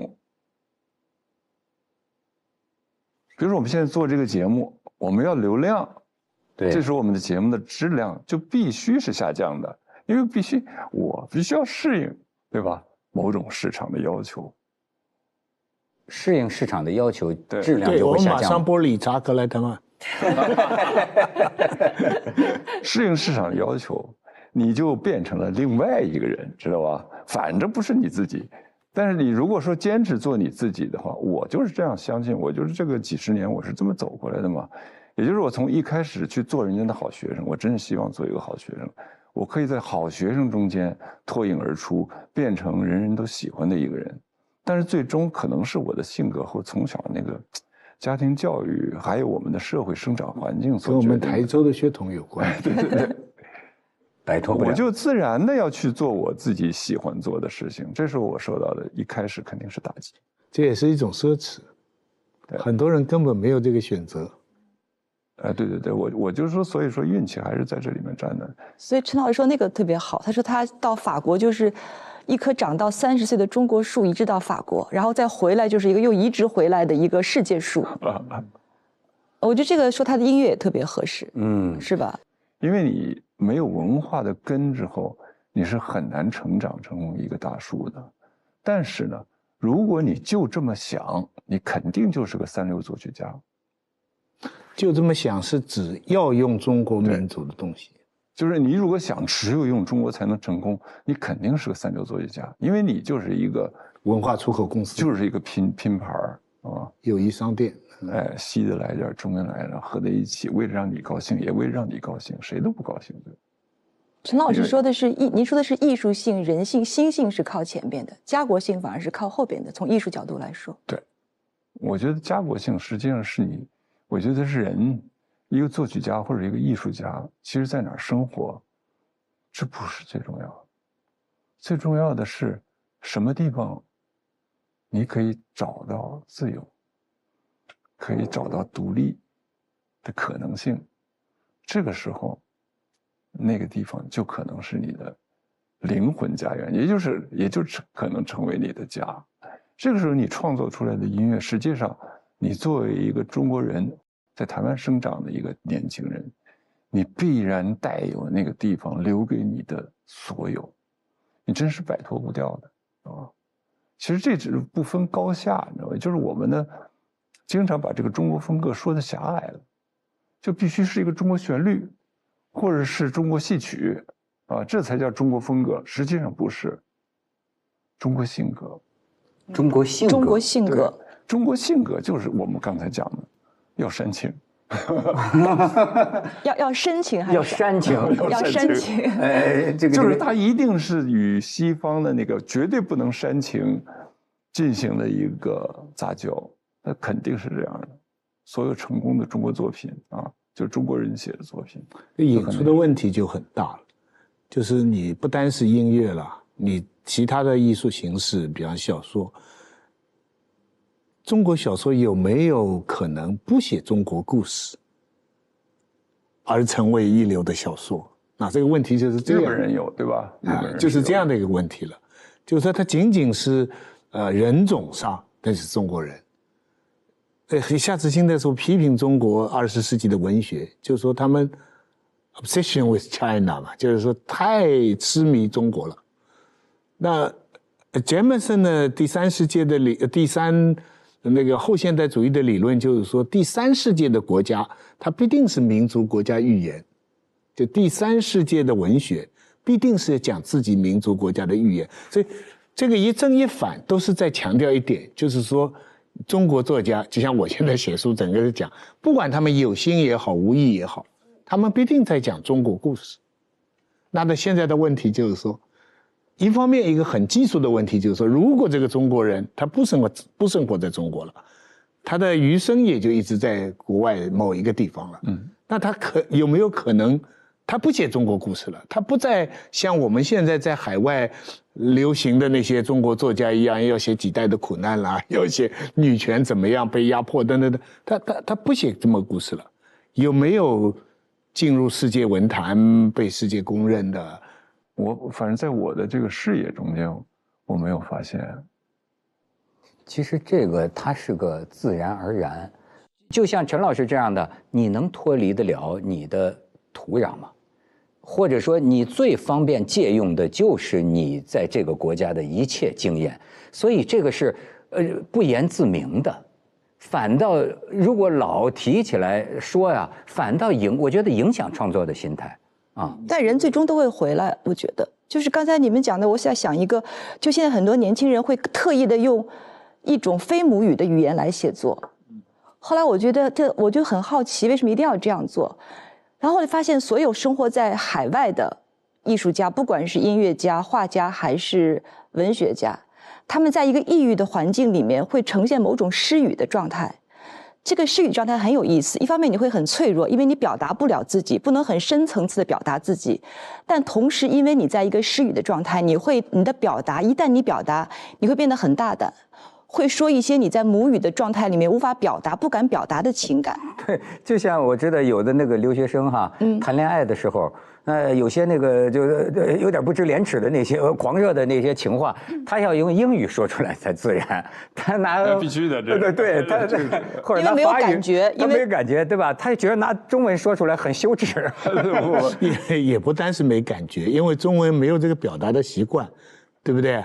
谁平白说我爱你之类的话，对不对？我记得有一次我在餐厅吃饭，旁边有一桌是我认识的一个男的，是个音乐人，然后旁边跟着一个女孩是个外国人，他突然跟我说：“哎，鲁豫，那个混，吃完饭以后跟我混一下怎么说？”我就想说的，我说你真是临上教先抱佛脚，先扎耳朵眼。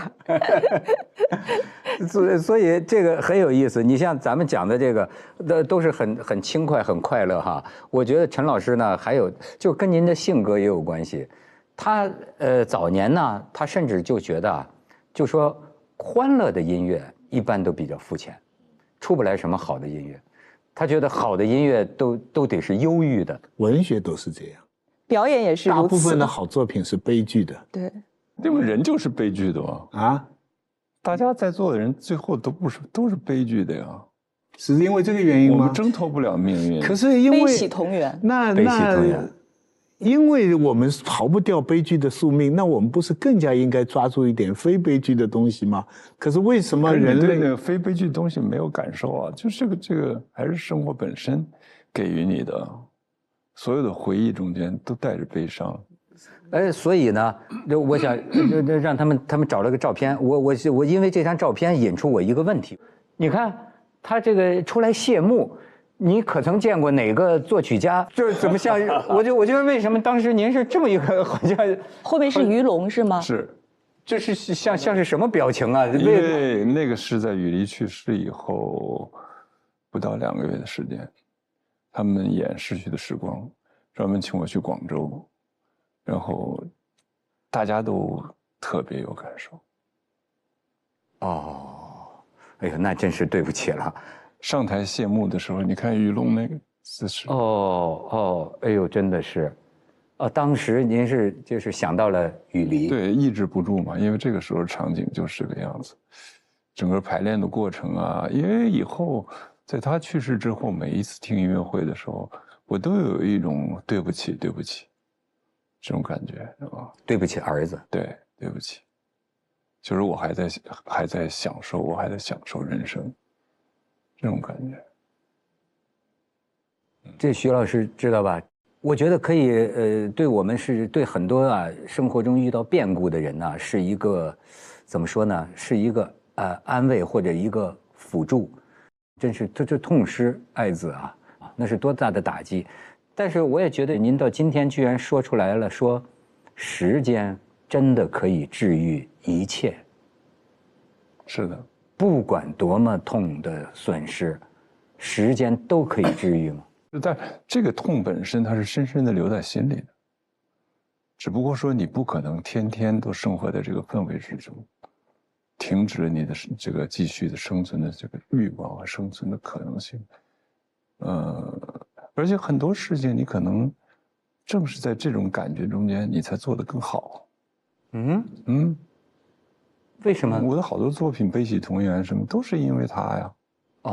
对，万年欢悲喜同源，然后江城子10年生死两茫茫，不思量，自难忘。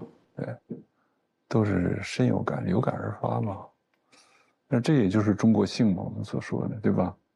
是在抒发一种情感，是很深的情感，直接联系到灵魂啊等等这些。而这个时候你不会去想西方人们什么不煽情，这个他有多么时髦什么的，所以你才会有一种自然的一种灵魂感召的一种力量和勇气去做一些你不喜欢的事儿，我喜欢就行了，只要我有感而发。我就相信这个力量是一定，它是超越人为的环境因素的，它自然会有生命力。但是大多数人，我们搞创作人，一旦进入专业领域，搞文学的其实也一样，知道吗？他都会想，哎呀，我这个时髦不时髦啊，我这别人评论会怎么样啊？什么？搞电影的尤其忌讳，我觉得最忌讳的就是我们在做电影的时候做的那些个投其所好的东西。他就想，哎呀，我这个票房怎么样啊？等等等等，能有好电影吗？但是我又觉得呢，您这个遭受了这么多啊，而且你看这陈老师这个身体，他基本上就是出来做咱们这个节目一趟，回去可能就得病个10几天，就是这么一个身体状况。但是您看哈，我分析您的一些行为啊，前2年在上海。那他就是离开他的隐居地，要去上海，这对他来说是个身体上面极大的衡量，以至于就是发烧了嘛，到那就发烧。就像今天我们到场，他也是觉得身体状况就不太好。我现在是发抖，这个心里边的。哎呦，那咱们赶快结束。也不用，这个既然来了，就尽兴嘛，拼了把老命啊！对，我，所以我就觉得，为什么呢？你为什么就说在这样的情况下？这么危险的身体，但是还是愿意出来说，或者还是愿意把自己的书，因为窦文涛，因为我们上次节目做得太好。哎呦，这很简单这事儿，是吧？我太感动了。因为一般情况下，我是非常不愿意见人的。我就那点经历，我最不擅长的就是寒暄。就大家说啊，你怎么样？你怎么样啊？身体怎么样？然后这个是让我非常，就是很让我焦虑，知道吗？但是当这件事情有意义，它能够向人们有效的去分享你的心灵感受的时候，那是值得你花出生命的这个代价去做的一件事儿。不要看它小，知道吗？它就是对你的一生的一切都会反哺的，都会给你帮助，给你力量。所以上次我们这个节目播了之后啊，这好多人跟我说，你说你发现了个宝藏男孩，我说是发现了个宝藏老男孩，是吧？说哎，这深山之中隐居就这么，因为他这个圈子啊，世人知道的也不多，对，好多人都不知道。这就是奥运会主题歌，大家知道。你看，我就跟你讲，你现在慢慢领略到他这种性格。比如说，我这个作品要是有一个不满意，预定了的演出经济损失我全赔，我不演了。就是然后呢，就跟每一次的谈话都要至诚的。所以我总有一种印象，您就像个老战士，勇往直前，坚持到底，留下刻痕。我有时候觉得您是一个这么就是我找不到合适的形容词。就是每件事都要认真的做，就是等于像他刚才讲的，比如说去见这个老师哈，每一个机会都要竭尽全力去准备，浪费任何一个机会都是不可原谅的。你说这个人要不说一身病呢，你实际是摧残身体的。对，这我知道，年轻的时候还有体力，我觉得摧残就摧残了。然后到年老的以后，我是很谨慎的。但是虽然我觉得我又有义务，比如说我在乡村啊，普及这个音乐教育啊，对那些农民的孩子，他们是应该受到好的教育，特别是能够走出乡村，看到更大的世界，给他们一次机会，对他们的一生的影响都是不得了的。这点我是知道的，所以我能做，我会尽量去做。但是我不要去做那打哈哈的事儿啊，这个我觉得对我来说没有意义。而且我建议大家都看这本书这本书特别宝藏，是吧？对，我觉得也是能挖出好多东西。他经历的整个这个每一个历史时代，我觉得真是可圈可点。而且在他这样一个人，就是说你说是台州人哈，他有种都梗着脖子的硬气，说真话很难呐。但是呢，就是要求自己，非梗着脖子也得得罪人，也得说真话。这个我作为主持人，咱们都知道这有多难呐。咱们可以不说，我们不说，但是做不到像他这样不给人面子，甚至不给权贵面子。我想问您，在您的价值观里啊，您是不是追求人过留名，雁过留声呢？不是，我是追求我的作品能和我合为一体。就是说，你真诚的去做一件事儿，就是说是，比如说是一个作品，这个作品必须就是你。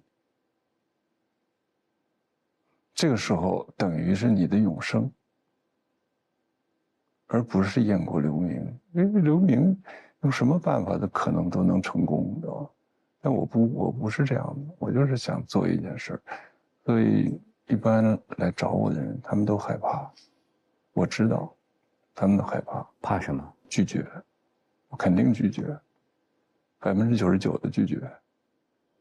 那我有一个好奇，陈老师，就是之前有看您这本书里面，您说要留下那个作品嘛？那作品未来的命运你想过吗？因为我特别好奇，就瓦格纳，他一定想不到，他后来的作品是被纳粹德国奉成像国乐一样的。那他如何把握他作品的命运？这作品的命运，那作品的命运怎么办？你举这个例子的时候，我觉得我也有感触，因为他太势利了，我觉得因为他为自己建剧院，他为自己规定他自己死后这个能做什么，不能做什么，然后呢，他有一套完整的理论去推广他的思想和音乐，所有这些东西，我觉得都是音乐外的。都是艺术之外的事情，所以他的音乐中间你就可以听到有很多故作伟大的痕迹。但是我说这个没人听，因为那德意志那不得了的一个国家文化，尤其是音乐文化的国家，那他们确实有自己的传统和自成一体的这种荣耀，是吧？我们没有。但是我觉得我就是要做这种在没有中间的一个独立的人，我看不知道最后结果会怎么样。我觉得还是挺满意，因为70年的生活过去了，我现在可能没有精力或者能量再做一个，因为还是有很多人来找我，希望我也能理解这种心情。其实我非常希望能做下去，但是当我就说真正的想要集中思想去做一件事儿的时候，我完全没有了年轻时候的那种冲动。其实我所写的重要的作品，都是在那个时代之中，可以说是没有费什么力气。他就是你就是这样的人，你就这么说话，你就完了，就结束了啊！认认真真把它做好。可是现在却不行了，那就要用完全是生命的，就是最后的气息去做的时候，还是很难的。但是我还是想，最近终归5年了，我没有在写音乐啊，5年了，一晃就过去，从19年到现在，我想最近重整旗鼓，试试看吧。但是最近身体又让我觉得这个事情老天不作美了，是吧？已经写音乐的时候，这个身心是一个什么状态？写音乐必须是把就是生命都放进去的状态。所以为什么我也有失败的作品，我都知道在那个过程中间我做了什么，我有什么样一些个私心杂念。差一点真诚，这个作品都就看得出来。不光是差真诚，还差精力、差能量、差技术，都差。哎呦，这是一个确实一个很难的一个音乐创作，是挺难的一件事儿。我一直有一个好奇，因为我们读文学作品，然后看电影，讲到艺术家、音乐家、画家，都会有一个缪斯，可能是个具体的人，可能是某一个他的宗教信仰，总之是个缪斯。您的缪斯是什么？有吗？你只能我没有一个固定的人，就是说他永远是最棒的，是吧？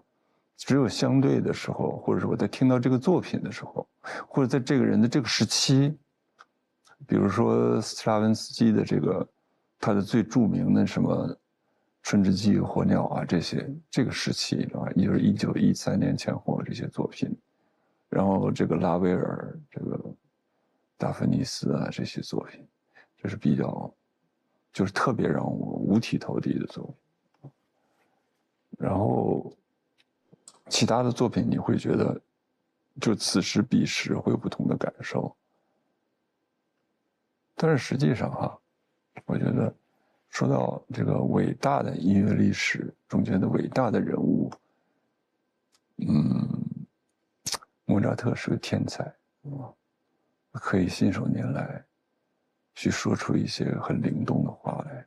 贝多芬是个天才啊，但是真是有人生的生命的这种精神力量的一个人啊。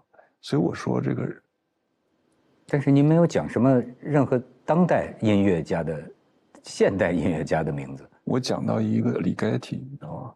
那李盖提最近在北京开音乐会，几乎一个场子只有10来个人、20几个人。那这说明什么？只能说他在中国这个环境中间，我们中国的听众，因为他们还停留在19世纪，就完完全全的停留在19世纪。他们不愿意去听新的东西，他们不觉得无聊，是吧？翻来覆去的翻烧饼听一个东西，然后比版本，是吧？比乐团，比演奏家，比指挥家，比音响。对，这不是听音乐啊！人的欣赏标准应该不断更新、不断进步吗？你至少要对新的东西、不同的东西，时时刻刻保持着一种敏感、开放的心态。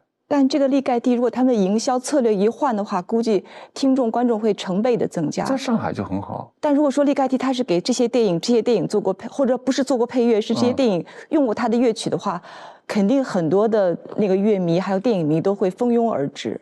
上一上鲁豫的电影沙龙是吗？因为这个名字本来我不知道的，后来我看您的书，然后我就去搜，我一搜我说啊，这么多电影跟他都有关。你看，就是这个切入点一下子让很多的一般的不是乐迷的人就会有兴趣。就是营销天才，营销重要吗？对于伟大的作品，他们肯定不屑的，他们不屑的。我觉得不需要营销，因为他如果有生命力，他自然会焕发出来。即便是在中国也一样的，知道吧？那比如说中国人就是那么喜欢坂本龙一，我就在问坂本龙一做什么了？坂本龙一不好吗？做什么了？做了一些作品呢，很少啊，不算多是吧？不是，不但很少，而且呢，范围说就是比较局限，而且呢，他所做的所有这些范围之外的音乐，都有附庸风雅之嫌。这是我的感觉，我这人很，这就是您的性格。那我跟您汇报一下，我昨天去看了一个坂本龙一的一个纪录片，中国引进的，叫坂本龙一，绝响还叫什么？就他去世之前，在 NHK 特别好的一个录音棚里面录了一段像音乐会一样的，整个纪录片只有他现场弹奏的画面，音乐连字幕都没有，108分钟将近。说爱的人哭得要死，然后不懂的人或者不了解的人也有会昏昏大睡的，就是呈现两个极端的表现。这不说明我觉得这不说明是问题，也可能他在100年之内一直都很火，这都是有可能的。这不是我的菜，关键是。您对偶像怎么看？没有偶像，是的，我在我心目中间，不存在这个偶像这一说，就是好就是好，不好不好，你知道吗？不可能有一个人是个完人，他全部作品都是很伟大的。即便是贝多芬，也一样，他也有这个那个歌功颂德的作品，你一点都完全留不下来的作品，对不对？他也有的时候这个人格呀，我觉得是很矛盾的，因为他始终就是崇拜贵族啊，特别是贵族妇人啊，也想跟这个贵族小姐结婚啊，是这种附庸风雅势力啊，和他所说的东西是矛盾的嘛，对吧？哎，这个有点像咱们中国人说的，难道字要如其人吗？就是说，一个人他可以这个我就这么说吧，有那些伟大的作品的那些人，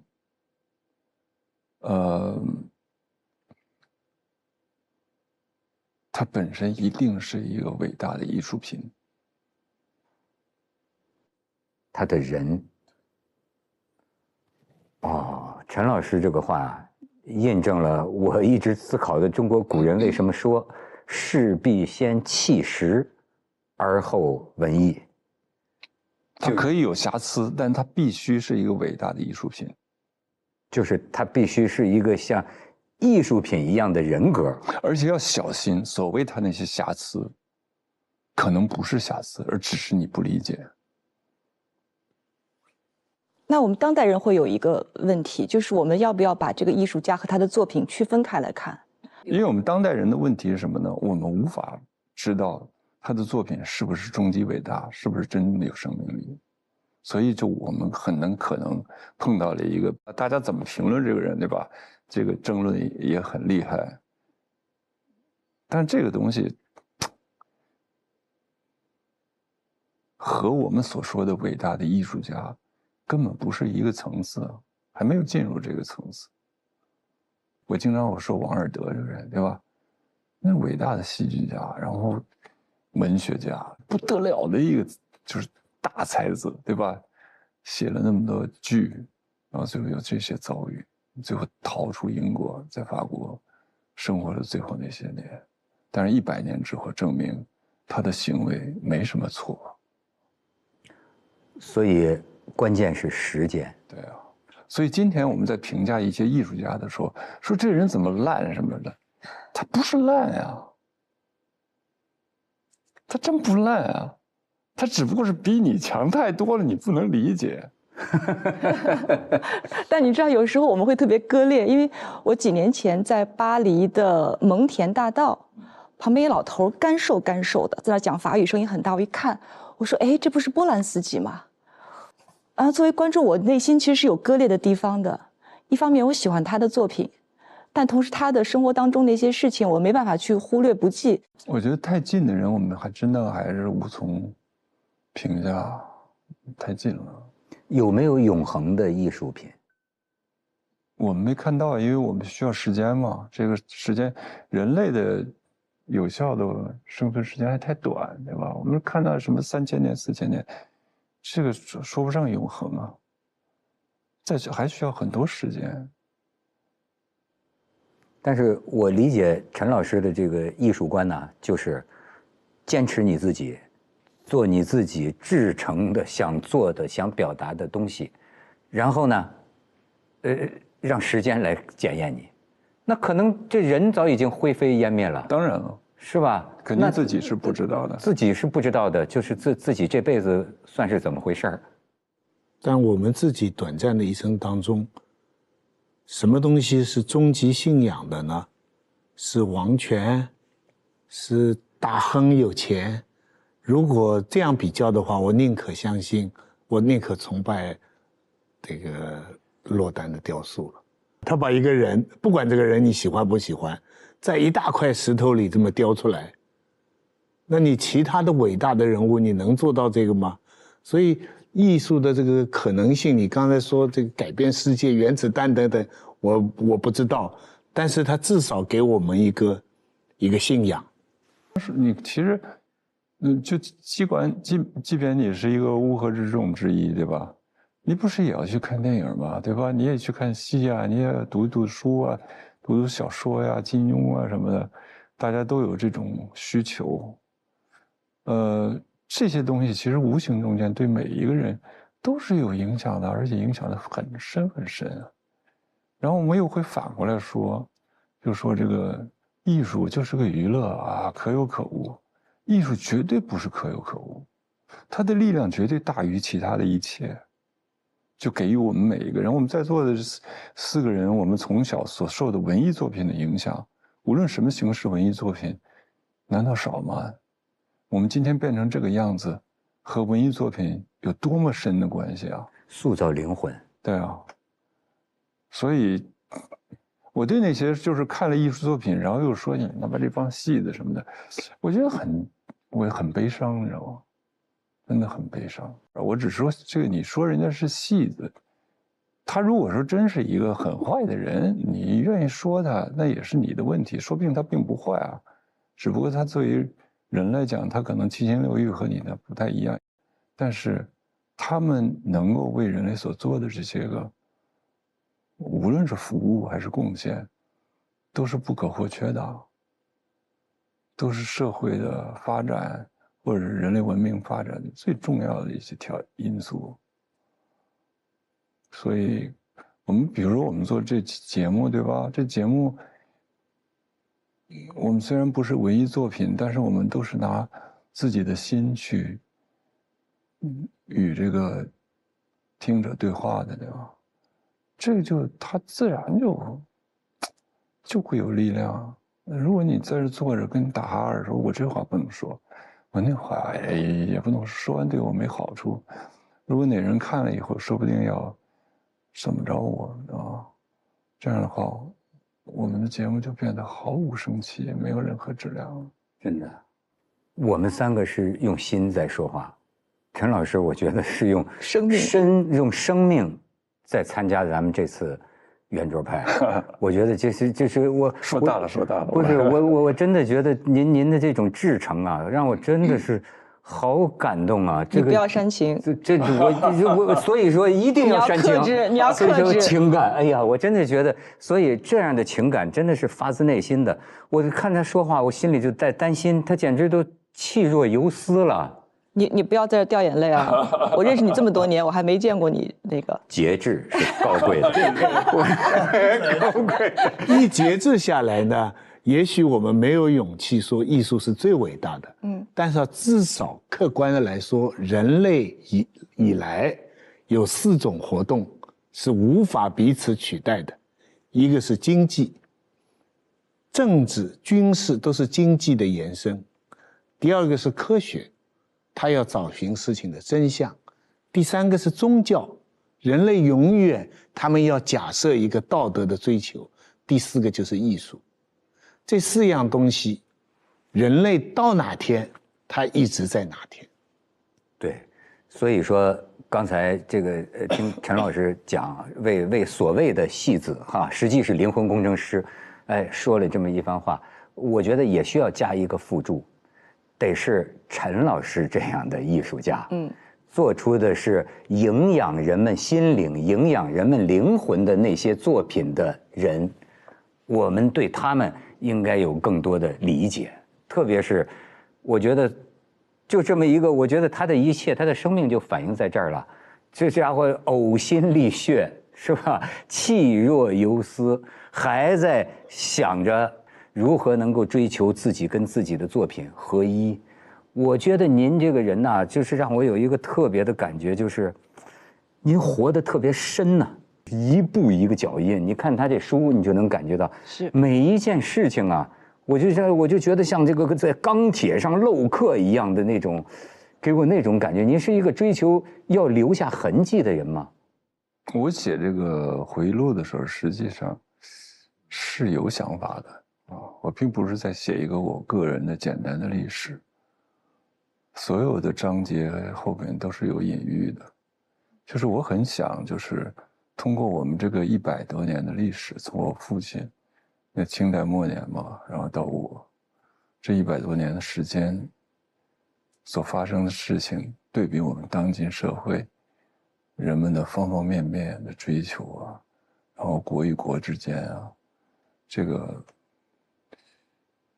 的这种过往所能够引发的思考，就是我觉得这个东西太深刻了。这历史就是那么悲惨的发生着，然后悲惨的消失着，你都不知道它发生了什么。看过网上有这么一句话：幸亏我们还活着，否则真死无对证。妙啊！所以您也是一个见证者啊。您现在这岁数啊，已经奔着孔子去了。我不是咒您啊，您的至少能比孟子长寿。不是，他现在在山中，应该是彭祖的年龄啊，也可以到了回首一生的这么一个年龄了。您对您自己这一辈子，要说做个评价，自我感觉怎么样啊？有很多遗憾。遗憾呢，就在于，不是说我回首往事，我觉得啊这件事没做，那件事没做，我没有，一点都没有，因为所有的事情，我都是尽心尽力去做的。我的遗憾是，我从年轻长到大，是从不成熟到成熟的一个过程。这个过程中间，我会犯很多错误，有些错误是让我每一次想起来都心痛。我真是收获满满。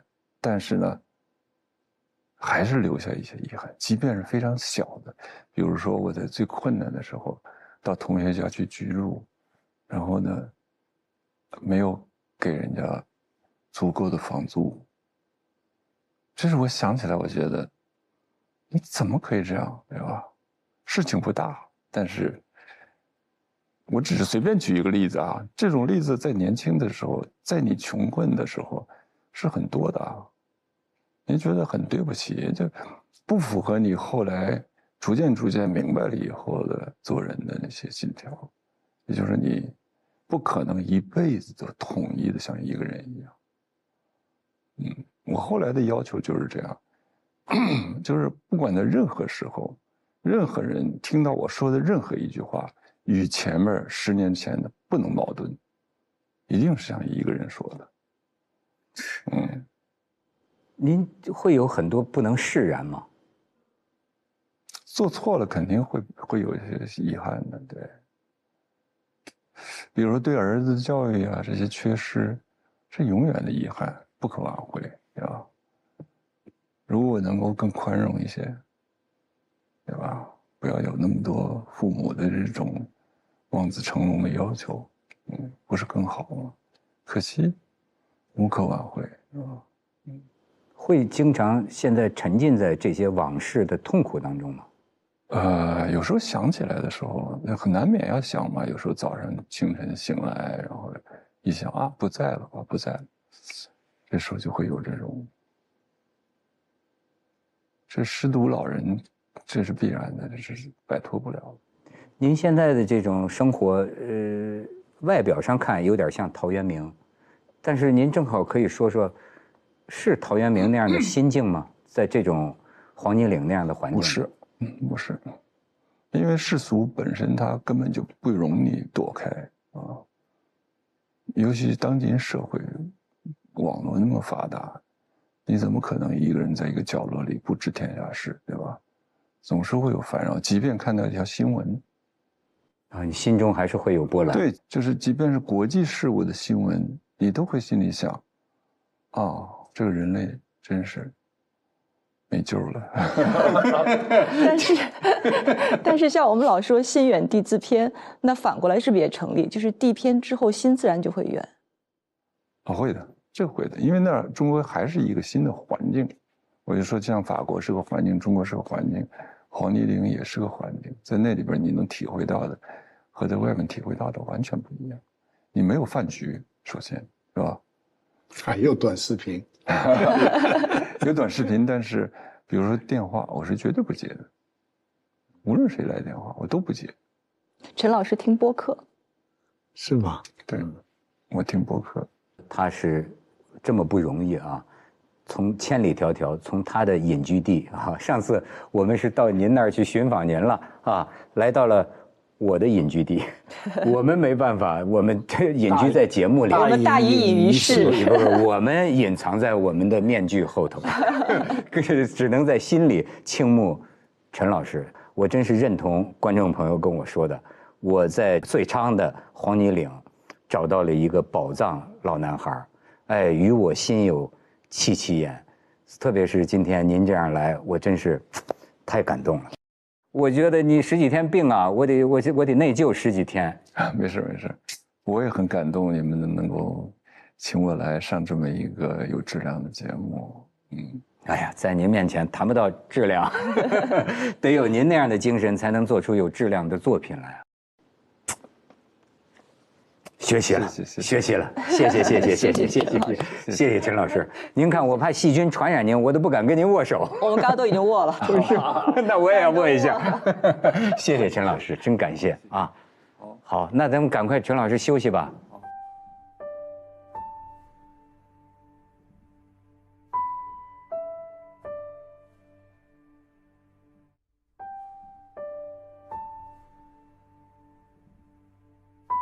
今天我们既然叫如戏人生，对吧？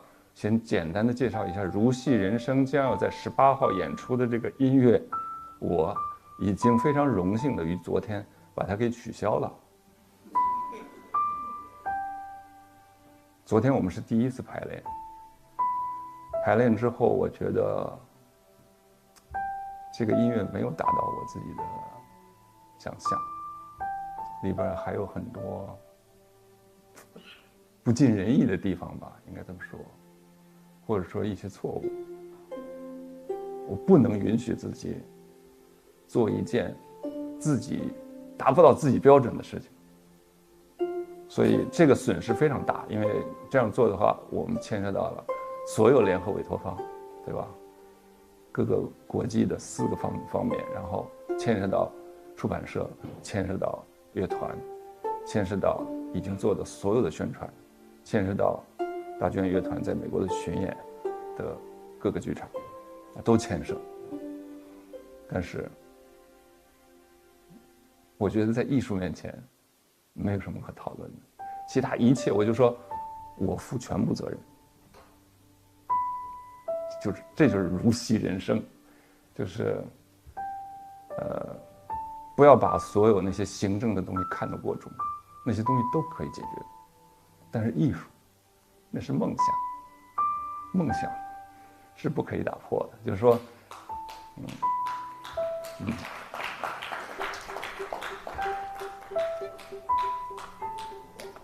陈老师是一个就是自省到苛刻的人。我就说洁癖，就是他甚至担心我跟你聊个天儿，我会受到你的一些污染。如果他认为你是污染的话，那他这个的确就是跟绘画现在就所谓冷抽象也有点像，就是你不要讲感情。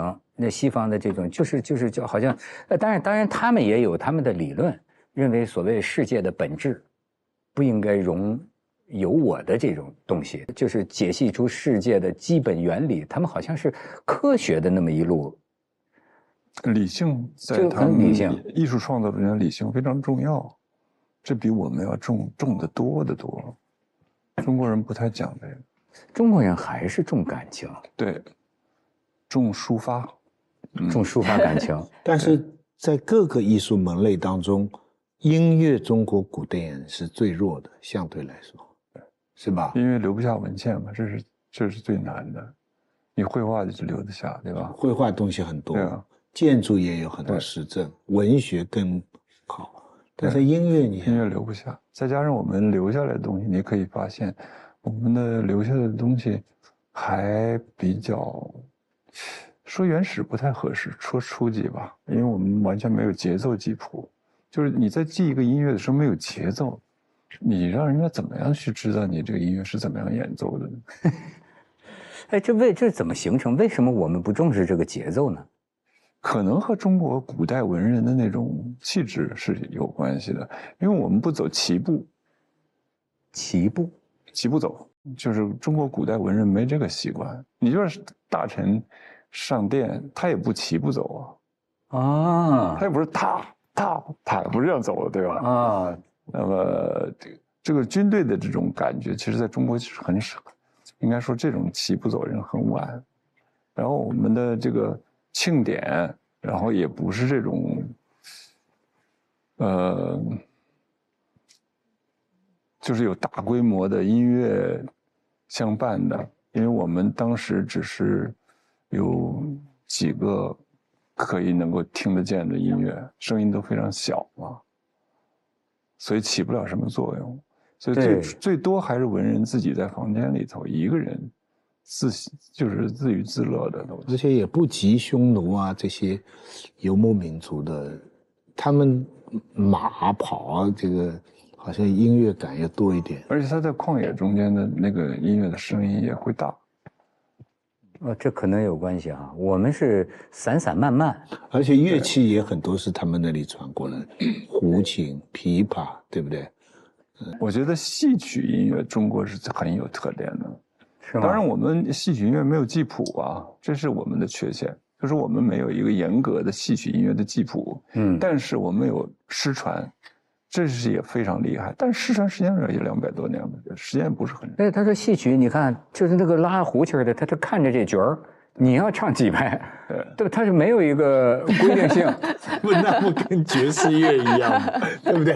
爵士乐约定俗成，但是约定俗成的的本事是很大的。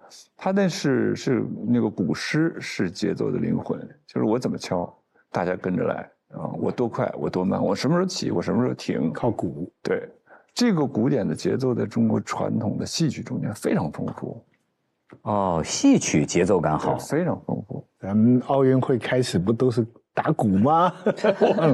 对对对，哎，对我还忘了，我特别想跟您探讨一个问题，我觉得这个问题很有意思，就是说您身体还行吗？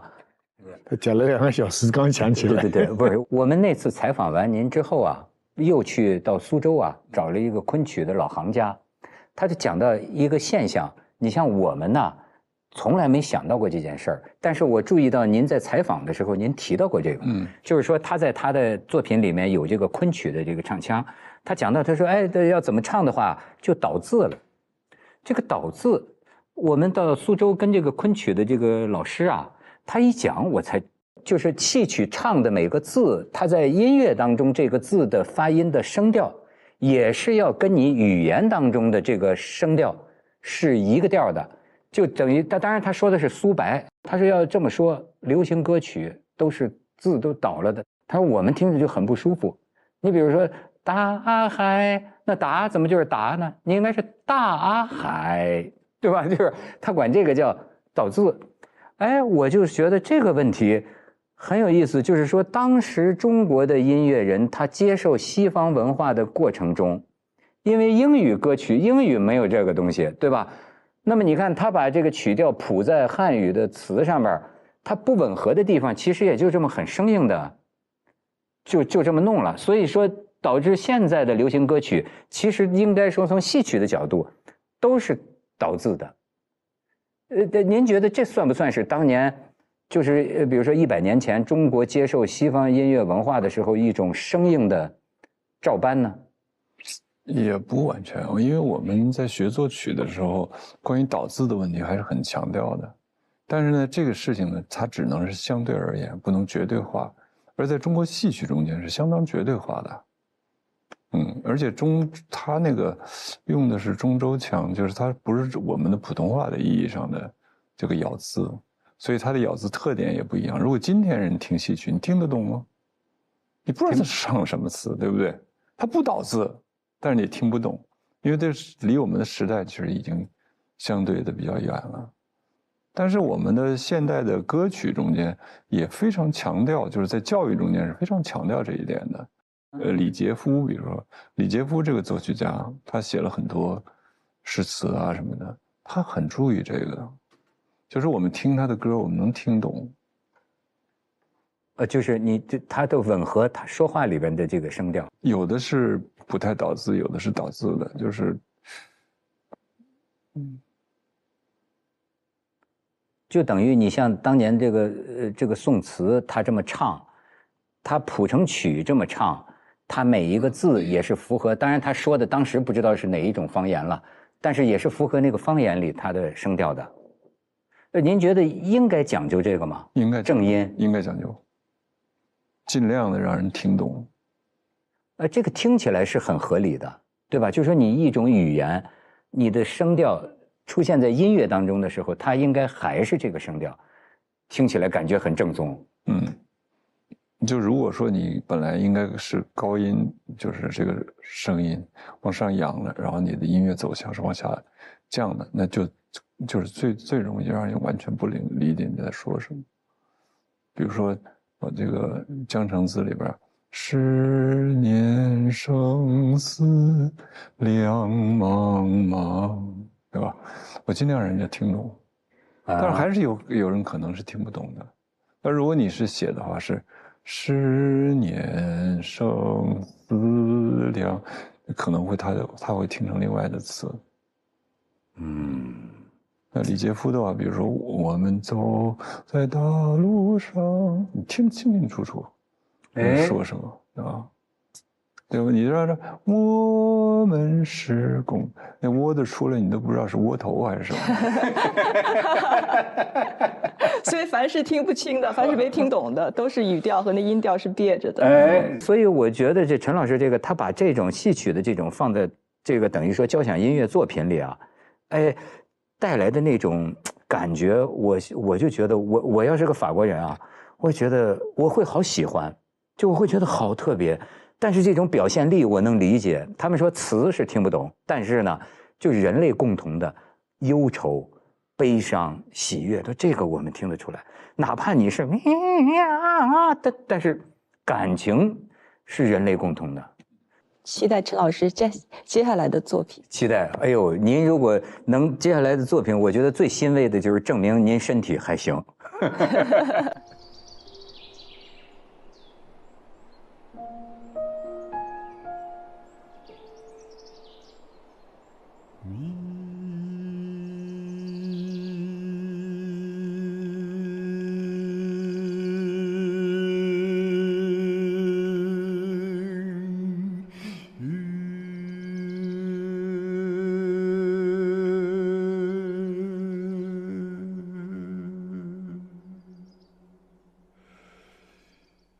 即使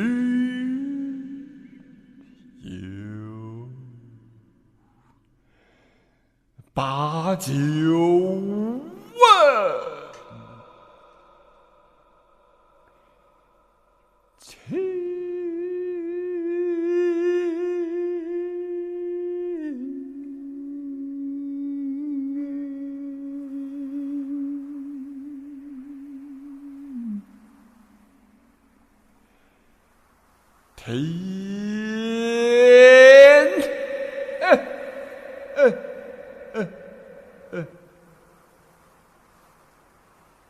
不知天上宫阙，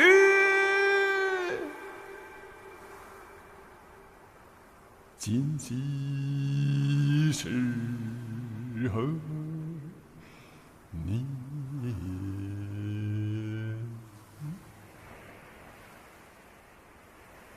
我欲乘风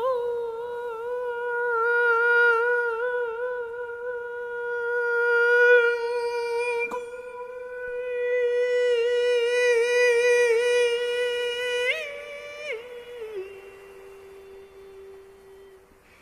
去。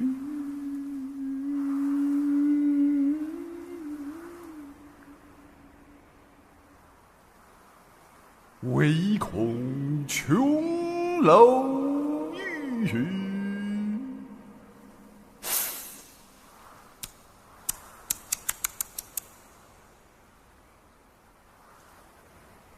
高处不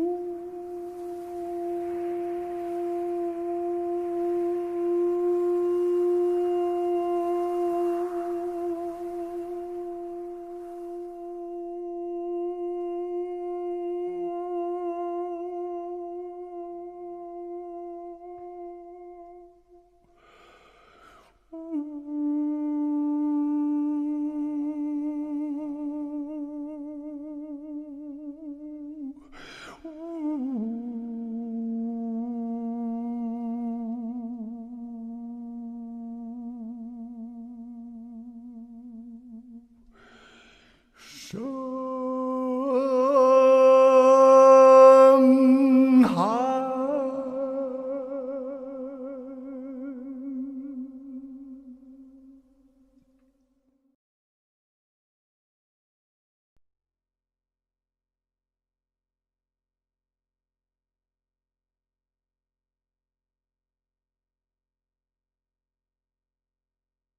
那是鲁迅讲柔石。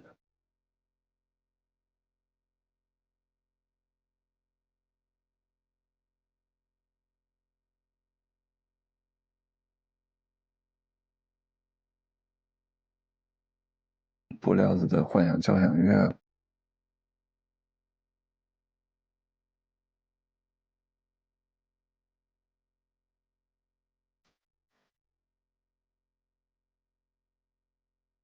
比赛的卡门的。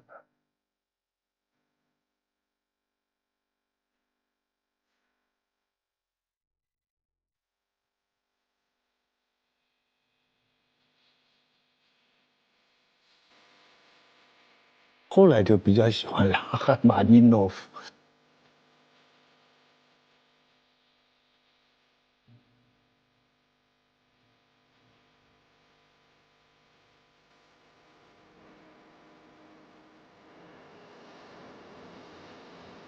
什么列宾？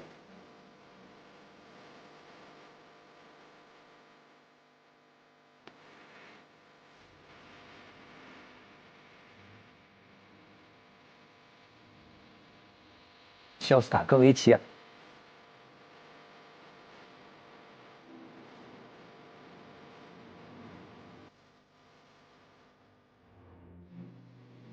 纳博科夫。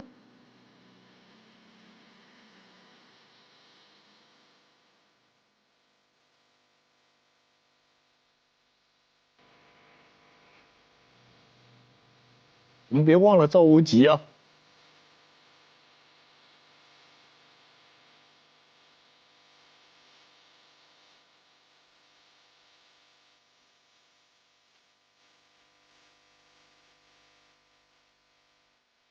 我为什么说东方主义啊？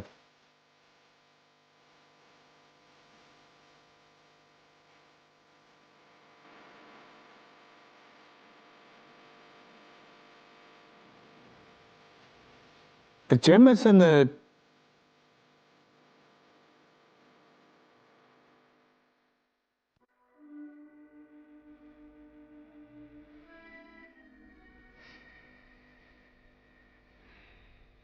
瓦格纳。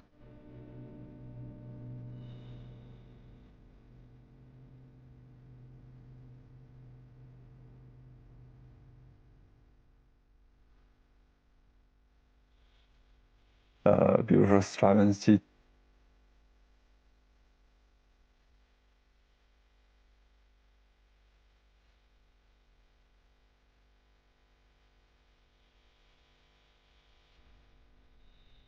势必先弃实，而后文艺。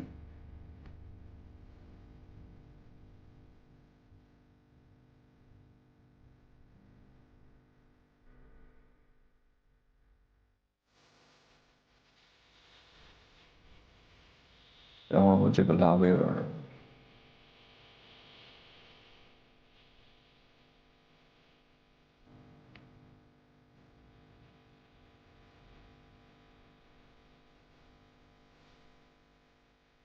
存在主义的。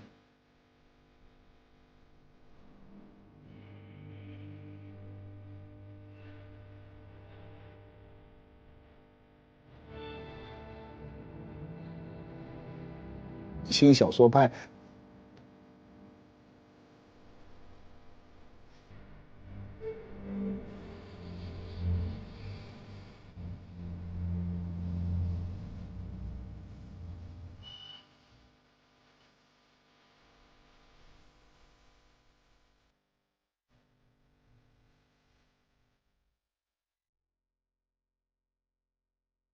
本节目由匠心实力派豪华驾乘更自在的广汽本田冠道冠名播出。